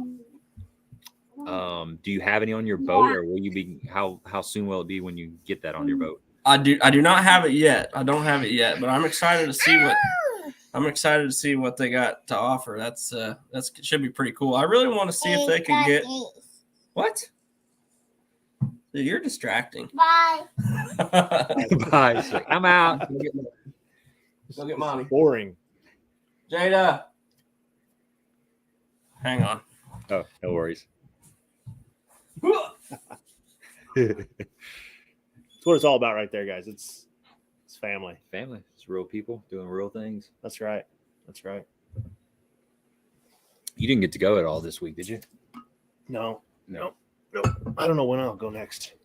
Yeah, we got a bunch of rain coming, which I'm Fingers kind of crossed. looking forward to, but I'm kind of not. You know, a lot of these lakes around here, well, every lake is down low. Have you been to Cedar And- lately? It's stupid low, but all the bank is exposed, and we're supposed to get anywhere from 2 to 4 inches of rain, Over the next and that's couple gonna days. muddy. It's gonna muddy that lake up, And and, it- it's gonna be muddy until April, probably. Yeah, that's what I was just gonna say. It's It's gonna run the with- jerkbait by. So probably. with the lack of rain that we've had this year, if it does rain, the concern is, I'm not saying like massive life-ending mudslides, but we haven't had that rain and everything is just so dry. When it hits the mud that's there, it's just going to slough off into the water, and we're just going to have trashed water for the next. Yeah, once in that cold water, That's tough. That's the toughest it fishing. can't is settle. Those particles can't settle. It just cold, they just suspend. dirty and- water. Yeah, it wasn't like that the last couple of years. We got lucky, but there's been a couple of years where we've got heavy rains in December, and it's been like nasty, muddy until like April. So I'm okay. I'm okay with that. I know what to do, but I do too, I'd because like he to taught me. You just watch Gabe's videos, and you'll figure out what to do in cold, muddy water. spinnerbait. That's You right. mentioned Throw the big blade, baby. You Big gotta, blade. you gotta tease it to get him to go to your channel. I haven't had a good. It stayed too clear the last couple of years here. We haven't had a good big blade bite the last couple of years. I know that you can still catch them, but I like those days where you go out and throw 4-pounders back because you're. Yeah, there's a perfect watercolor. When you look at it, you're like, yeah, it's on. That same time of year I was talking about when you can throw that A-rig up there at the bank and just wind it off. It's that time of year. The water just needs to be dirty. Yep, that's exactly right. It needs to be coming up like high 40s, but coming up into low 50s right there around here. That's how it is. That's kind of like that sweet spot. Hold on, before you get to that question, we were talking about Lowrance before we were so interrupted by Hadley. Yeah. Hadley interrupted. By the way, cute. Yes. Cute girl. You did good on that one, is what we're saying. She's pretty cute. I don't think I could have done any better. She's pretty cute. She loves bass fishing, man. I got a room dedicated to bass fishing in my house because I don't have a garage. And she runs to that door and wants to go in there and look at all the lures all the time. She'll grab a box, hand it to me, say, open, and she knows she can't touch them. She just takes them, opens the box up. Oh my, she just loves looking at them, loves being in the boat. I could take her out there if the weather's nice, and she'll just play in that boat for hours. Loves it. It's pretty cool. Ron says the new Lowrance will have chirp side scan and be able to set down scan to 455 or 800. Yeah, I think they're going to have the side scans dabbling in the megahertz range from what I understand. So that's pretty cool. And they upgraded the active target. So, man, shout out to Lowrance, dude. When I got my new boat, right before, like 4 or 5 days before the Toyota at Truman. And I had Garmin's before, and Garmin's are good. The live scope's awesome. But the day that I got that new boat and went to break it in and fired those Lowrances up, I was like, I'm home. This is because that's where I learned electronics was Lowrance stuff. And you cannot convince me otherwise. There's not a company that has a better user interface out there than Lowrance. The waypoint management and the way that you can move through the unit and that type of thing is unparalleled. There's nobody else that makes anything that is even close to it. And it's such a premium product. And I really, truly do believe in what they make. And I can't say enough about how much I love that stuff. If I had my choice of anything, I'm taking Lowrance. That's 100%. I really, really like them. They're good stuff. What do you have at the dash? Do you have a 12 or 16? I have 212s. 212s. Okay. Yep, 212s at the bow and at the helm. And I've got them dialed in pretty good where I run the map on one and then my side and down on the other. Well, map and sonar on one and side and down on the other one. And one of the biggest things that I love so much about Lowrance, and to my knowledge, Humminbird and Garmin don't do this. Say you're scanning a spot and you want to mark a brush pile or a rock or something on side imaging. Well, when you go to marking and you pause that sonar, when it stops reading whenever you go to mark something. Well, when you hit clear cursor, it kept reading the whole time. So as you're idling across a point, I don't have to wait till I get all the way across to go and mark stuff, as to where the other competitors, the second that you go off of the side scan or go to mark something, it quits pinging.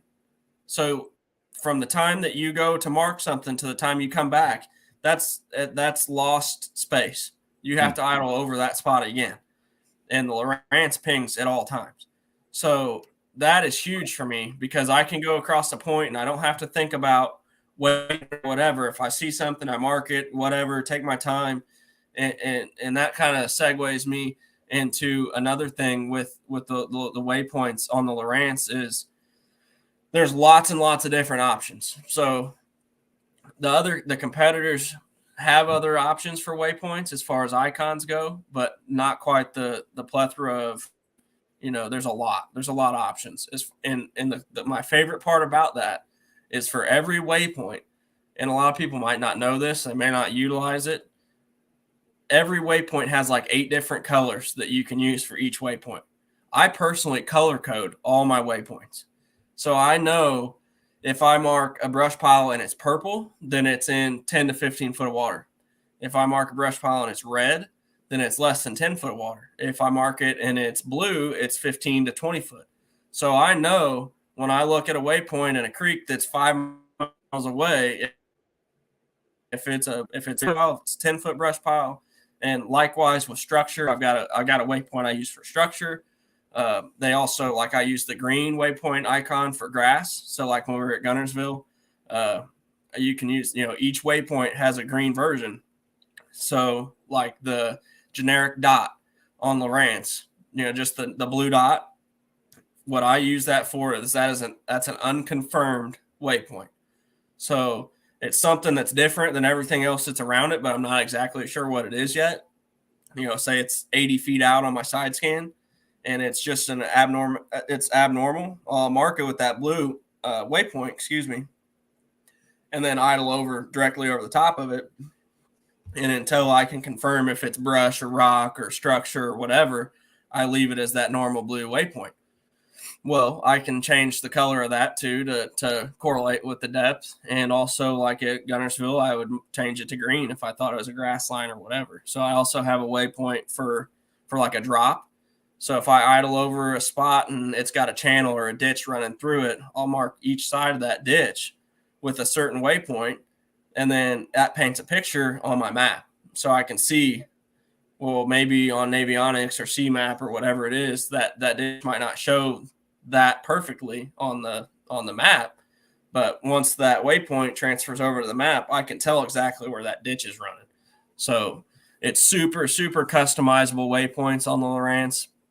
It keeps pinging when you're out there marking them up, marking your waypoints. And that's the thing is, man, I can beep beep beep beep beep beep beep beep beep beep beep. My mechanic Dan Bowman was in the boat with me at Gunnersville, and he's like, man, I've never seen somebody mark waypoints so fast and efficient like that.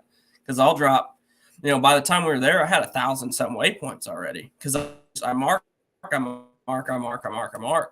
and then I know I'm kind of rambling, but that segues me to another thing that I love about them is you can export your waypoints by region. So, when I go to Grand Lake or Kentucky Lake or Gunnersville or whatever, I mark all these waypoints. I'm not afraid to mark 1,000 waypoints because I'm not going to bog my unit down.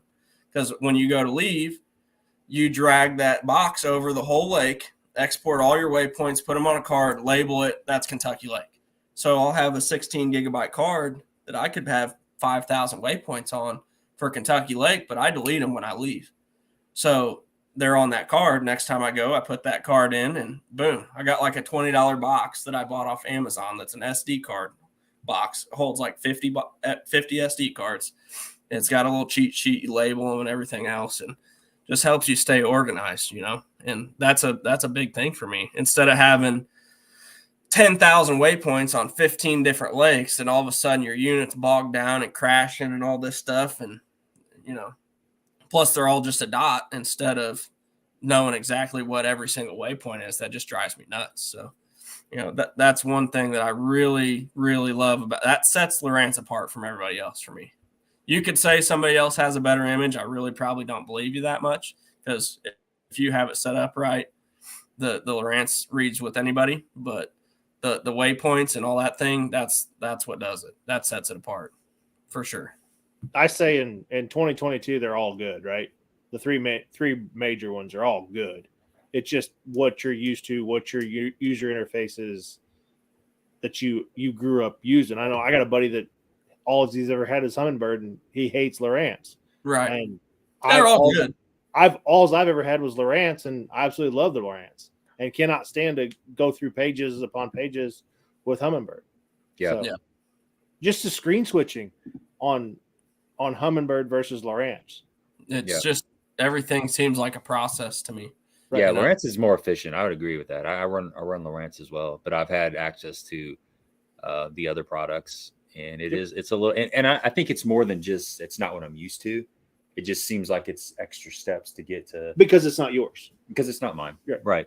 But it's my best way of chalking it up. It's like iPhone to Android. What I mean? Right. That's pretty similar. But here's that question we posted a while ago. Chris J says 10 horse Kentucky Lake prediction on the Toyota Series weight. Long way away. Yeah. But I tell you what, it's a spring tournament. That'd be 20 a day, right? 18. I would say 18, 19 a day. I was going to go 18 a day. Yeah. I mean, I'm thinking 56 to 58, 60 maybe if everything lines up right. I mean, they're in there. They're definitely in there, but 22, 23. But what do you got? Toyota Series is going to have what? 230 boats, maybe. Probably. Right. If it's a bush thing, is there going to be enough? It won't have that many boats. It won't have that many. Mm-hmm. So 160. 170, 160. Okay, 170. Is there an off limits? No. Nope. So, it's capped at 220 boats, I think. Okay. Well, I meant off limits for practice period. So, Speaking of that, what's the off limits for the invitationals? 30 days. Okay. So they changed it a little bit. That's another thing they changed is I think they were no information all year last year. It's 30 days on info and practice. What was the other thing I was going to say they changed? Oh, they went from 2 days to 3 days on practice, which I like that too. And we have an off day. So they took a competition day away, but we have an off day before the tournament, which is pretty nice. Yeah. We'll be playing golf every day, I'm sure, or every off day for sure. 2 days, man. 2 days of practices. Tough. That third day is Tough. huge. Yeah, that third day is huge. Third day seems like when you put it together. Yeah. Right. 2 days on Okeechobee. Come on. Oh, yeah, exactly. I've never seen the place. Good well, luck. heck, I mean, look at like a Kentucky Lake or any lake that you're going to be on. I mean, you take 2 days on Kentucky Lake and that's a huge lake. You got Barkley in play too. You're talking 110,000 acres. Yeah, it's and crazy. Then another 110,000 acres once you go through that canal, and maybe more than that. I don't know. But that's a big body of water, and it's got a lot of shallow bars. There's a lot of little. Well, there's nuances. a lot of stuff to run, like to learn how to run it too. Well, that's true.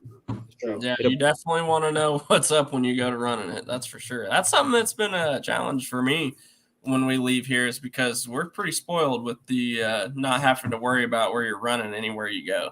And then we go to somewhere, it's like, hey, you got to be able to run around in 3 foot of water, you know? It's like, I'm scared to run in 3 foot of water, man. Yeah, I shut down when it gets to 5. What are you talking about? But it's, I can hang with anybody in big waves and boat wakes, but you tell me to go run a flat that's 3 foot deep, I'm like, I don't know. Yeah, one thing about Lake of the Ozarks, it's definitely a training ground for dock fishing and riding in big swells produced by pleasure boaters. I mean, well, crisscross waves too. Like it's not just random, it's not rollers, craziness. Yeah. Oh, it definitely will teach you how to drive a boat. No doubt. Sean says, Gabe, what size Colorado blade do you run on that big blade? I usually have a 6, like a size 6, maybe a size 7. And it's a 3/4 ounce to. It's a Sasquatch blade. That's what it is. Sasquatch blade. It's a Sasquatch. A big old Sasquatch blade. Yeah, it is. It's a big old Sasquatch blade, but it's usually like a 3/4 to 1 ounce bait head design. And then another thing that's important, Sean, that I feel is having like a living rubber, like a rubber skirt. Something about that rubber skirt in cold water. Now typically you're gonna have to tie it yourself. You can order that skirt material and make the skirt yourself, but I think that rubber just has a different action. And I like to put a big old swim bait on there too. The one I've been using the last couple of years is a Berkeley grass pig. It's just a big spinnerbait. You just get a nice big full profile. That dirty water, it creates a silhouette, and I don't know. That's been my go-to. What about you, Michael? Like if you're gonna throw a big Colorado, man. The only thing I'll say that I feel like I've learned in the last few years is when you put that swim bait on, which is what I've always done. That's what Jason Christie does, and I think that's who most of us look to when it comes to big blade fishing, at least for me. When you put that swim bait on there, it really dulls down the thump of that blade. And I don't know if it dulls it down in the water, but it surely does when you're reeling it. Like what's transmitting something about that swim bait, you don't feel it thumping near as hard. And I would have to think that it doesn't thump as hard in the water either. So if it's really cold or maybe the fish are really aggressive or something, I've been taking the swim bait off actually a lot. And it just seems to really, it really thumps hard without the swim bait on there. Now I've caught a lot of big stringers with the swim bait on there, and it definitely works. There's that's lots of money been made on a Colorado blade spinnerbait with a swim bait on it. But that's something to play with. Put it on, take it off, see what it does, and it may just be a spinnerbait by spinnerbait type deal. But yeah, I'm with you. I'm going to throw anywhere from a 5 to 6, 7s. They got to be biting pretty good, or it's got to be pretty dirty for that. That 7's pretty massive. Sasquatchy, but it's pretty squatchy. All right, I had to throw that in there. That was perfect. It was getting late. That was perfect. Now I just got to muddle through the comments. So what swim bait have you been using? I'm curious. On that. I definitely like the stiffer style. Yeah, same here. Stiffer is better for that. Any of them, stay away from your Kitech style stuff. Like the grass pig is a more rigid type bait. Reactionovation skinny dipper is a good one. That's another pretty stiff bait there. I'm not sure what else Brock just texted me and said, you just told me to put a swim bait on my spinnerbait. I did tell him that the other day, but in my defense, I told him to take the skirt off, and we're talking about a willow blade spinnerbait. So that's a totally different deal, Brock. Okay. I'm sorry. Gotcha. He thinks I'm lying to him, but that's funny. Any of those stiffer baits are good for the spinnerbait. Look at Matt. I know. That one's really close. That's classy. That was really close. It's classy. It's like the Price is Right, or you start guessing. We still haven't got it yet. Let's. What I've seen. So while we're doing this, I'm going to show you a couple of things that will be in. Since I get to choose a couple of things that will be in the prize pack. We do. I guess if we get to choose and they're going to be on the website, I'm thinking there needs to be some of those in there. Oh heck yeah! Some fresh. You want to post swag? One? Not yet. Hold it right there. All right. Yeah, hold it right there. Drum roll.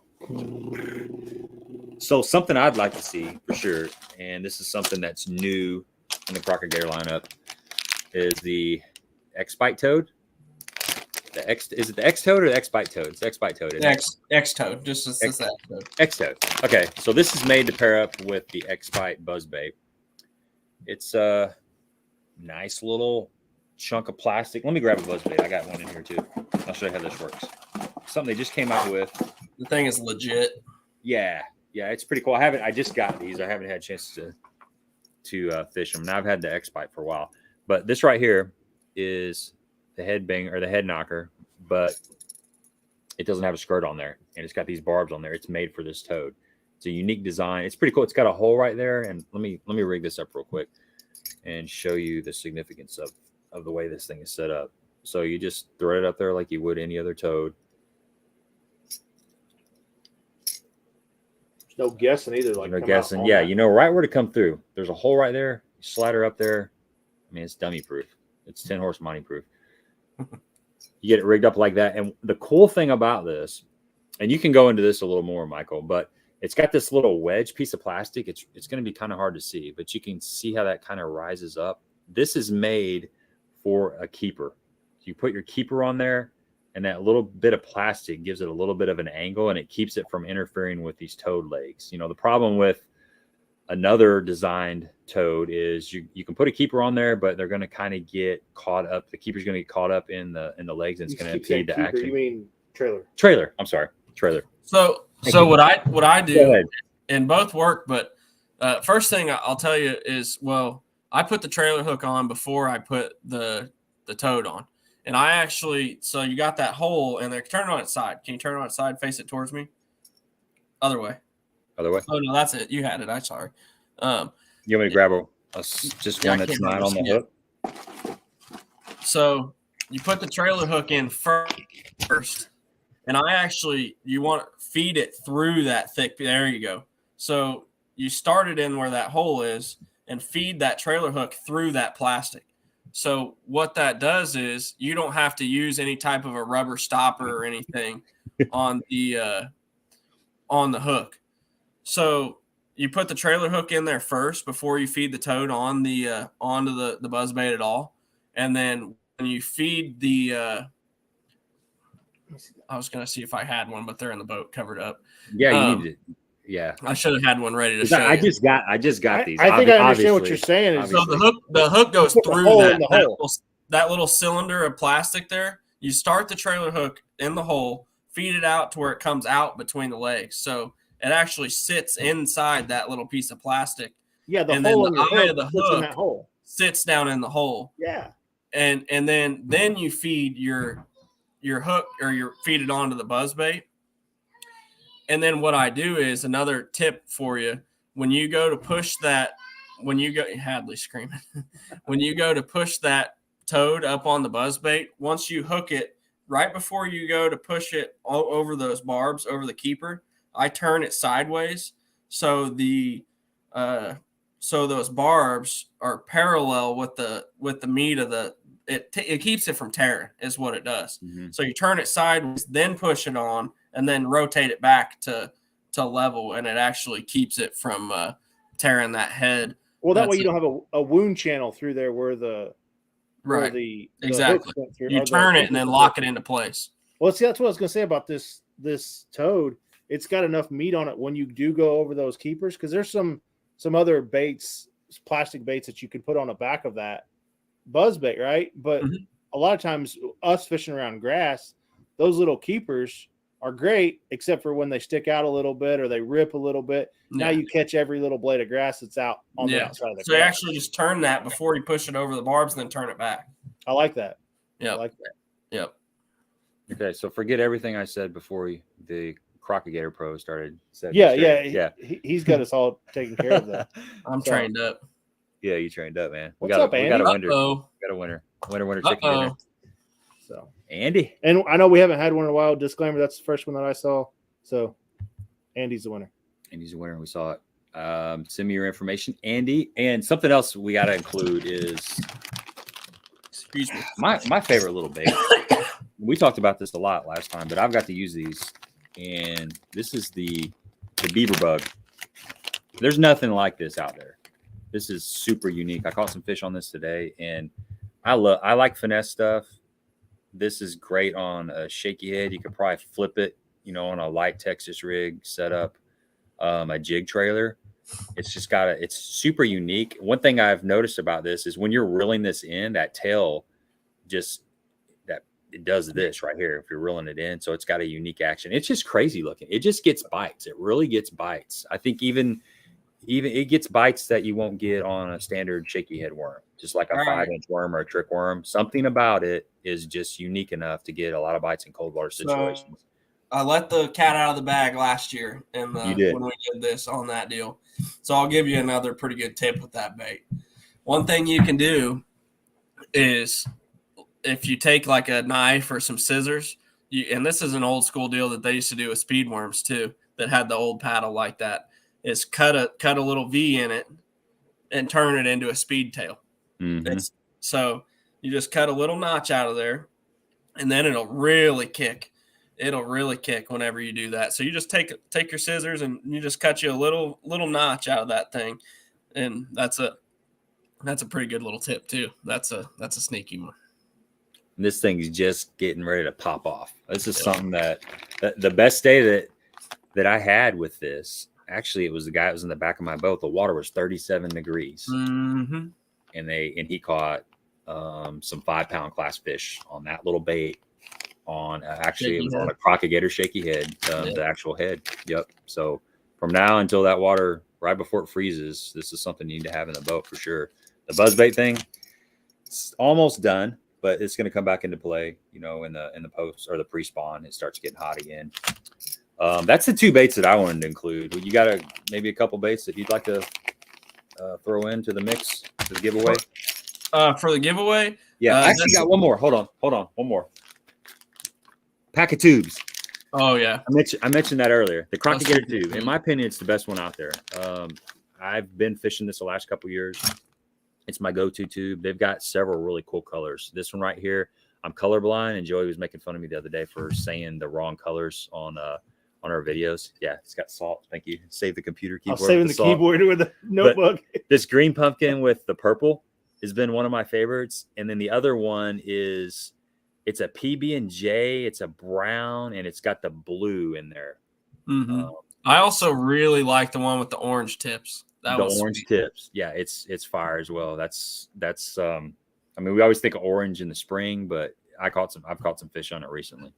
So those three colors are my favorite. I don't have the orange here, but you can get on the website and you can check them out. But it's a really good tube, guys. I fish it stupid tube style a lot, where you put the jig head inside and you Texas rig it. That's been my preferred way to fish it. But this tube's very durable. You're gonna get a lot of fish out of this. It's consistent too. Some tubes you buy a pack of 8. Some of them are real fat. Some of them are stubby and skinny. These are real consistent. So that's something I like. If you buy a bag of plastics and there's only 3 of them in there that you can use, you have to throw the rest of them away. It's a pain in the butt. But these are very consistent. So you're going to get whatever comes in the pack, you're going to be able to use them all. I'll give you one little pro tip for that too that I like to do with the tubes is I normally run just a EWG hook. I like the Mustad grip pin EWG. Mm-hmm. And when you start that hook into the tube, start it in there, pop the hook out, go. But when you go to Texas rig it, you look where it's lining up, and I'll slit the back side of that tube about halfway up one side. So then you bury your hook or you push your hook through, and it is basically you only have to drive the hook through one set or one part of the tube instead of two sides of the tube, and it makes your hookup ratio a little bit better. So. Yep, the tubes are notorious for missing fish. You got all that plastic at bunches. So that's a good tip. I'll give you guys another one on that, and this is my tube tip. Okay, I don't know if I want to give it away. 2 cents for the my tube. 2 cents for the tube. So what Michael's saying is great, and I think it would be a great addition to which hook that I throw is the owner, right? Mm-hmm. The +1 wide gap +1. If you've ever seen that one, it's got about another quarter. It's got more bite. An inch. Yeah. Yeah, it's set up. It's made for tubes. It's a tube hook. It'll up your hookup percentage for sure. Cool. I mean, hooks are a big deal on anything, but in tubes, it's really when big you deal. say up your hookup ratio, it's exponentially hookup ratio. I'll have to look into that. Yep. So, all right, couple things you'd like to throw into the giveaway, Michael. Yeah, let's see if we can add some of the Ned worm to it. Okay, of course. We'll make sure we can get enough quantity to do that, but I'm sure we can probably make that happen. And then, while we're doing that, we might as well do some of the 3/8 light wire jig, and then probably some shaky heads too, if we can. 8/8 a quarter or quarters. So, what color is Zapper jig? Ozark Craw be my choice. I'm gonna write this down so we have it all. If I don't, I will forget. What do we call that new Ned worm? What was that? I think for now they're just calling it the Ned worm. Okay.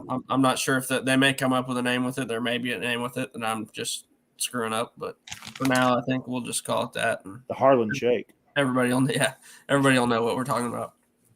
It's a good worm. It's a cool worm. And he makes that in a Magnum worm too. So yep, he sure does. Jason's a good dude, man. He's a really good dude. Absolutely. I've spent some time in the boat with him. He's a good guy. He does good work. He's a good, solid dude. That's cool, man. I'm excited for Crock-O-Gator that they've got somebody locally that's able to design stuff. That's huge, man. That's absolutely a really, really good partnership. Is that? I'm just now putting 2 and 2 together. Is that same Jason? Mm-hmm. Okay. Yep. David says, where are all these tips when we were hanging out at fish camp over the bush lattes? I told you we don't share information, man. You just got to ask, David. That's what he's saying. Yeah, no, you just got to. All you got to do is ask. Right. That's right. Cool. We got the heads up. Oh, anything else you want to talk about? Man, let's see here. Go over a little. You got any new for 2023? Any new sponsors? Anybody you want to give a shout out to before we shut her down? Well, other than H2 and everybody else, we're still working, still grinding, trying to come up with some extra sponsors. It's been a process. It's hard to do that, man. When we're fishing every weekend, we've been in and out of the state and got big events here and there, and it's been tough. And another thing that's tough about these Toyotas in the fall, like last year when Andy qualified, he knew that he was making it by May, so. The Toyotas were over. The last one was in May, and he had from May until the first of the year to work sponsors out and all that stuff. Well, it was basically October before we knew. And so all of a sudden we've got, 4 more big events where we're out of state after that we find out that we're going to make, that we qualified, and you're rushing from basically November to the first of the year to get all your sponsors done, to get your boat wrapped and your jersey made and stuff like that. So it's been challenging, and we're working on it, but we're definitely still trying to grind and come up with a few sponsors to help pay that $30,000. Yeah, it's going to work out, dude. It's going to work out. Big news. Uh-oh. There you go. The Ned worm's alive. The shorty The shorty. Oh, they call it the shorty. The Oh, that's what shorty. that was. I thought you was talking about Michael. I'm assuming making fun of Michael. I am assume. sure, but All due respect, sir. I told you I screwed up. That's cool, man. Exclusive right here. You heard it. You heard it here on 10 Horse Monday Night Live. That's awesome. Sweet. So yeah, let's wrap this up, man. It's been a really, really good stream. Thanks for jumping on here, Michael. I'd like to remind everybody, go check out Baitworks. If you check out the site and you see some stuff you want to purchase, you can use the code THM10. It's going to get you 10% off your first order. Definitely go stop by Crock-O-Gator. They got the new shorty just dropped tonight. They've got a ton of other stuff. All the stuff that we talked about tonight is available on the Crock-O-Gator website. You can go to Baitworks and check it out. If you don't find it there, go check out Crock-O-Gator website. Ton of good stuff, good folks, good people. And man, good luck next year, man. I'm excited for you. I'll be following you and checking it out. I appreciate it, man. And before I go, one thing I wanted to note on that I kind of forgot about is I'm working on my my captain's license. That's something I was working on today, actually. So if any of you guys are, wanting to get in the boat with me, maybe see how the electronic stuff goes down, hit me up. We'll be doing a little bit of guiding and more of an emphasis on the electronic side of things. So if that's something you're interested in, hit me up. We'll try to get you booked. I know I'm going to have a off limits on Lake of the Ozarks from the whole month of April. So April's out, but other than that, we'll try and get you fit in. If you want to learn some electronics or just go fishing or whatever, hit me up. We'll get you, Dave. We'll get you on the books to go fishing. I got to get the course finished up, but we're about halfway through it, and looking forward to that. See what that brings. That's cool, man. Yeah, I left links to all your socials in the description box. Awesome. It's just Michael Harlin Fishing, right? If somebody wants to get a hold of you. Yep. Michael Harlin Fishing on Facebook, LOZ Harlin on Instagram, and anything else. So thanks for having me on, guys. I definitely appreciate it. I always have fun. It's a good time, and look forward to coming back on. All right, man. Perfect. All right. Have a good evening, and We're gonna shut her down. We'll have you back on sometime in the near future, man. Hopefully after a big win. Exactly, man. There we go. Exactly. All right. Thanks, Later, everyone. Good to see you.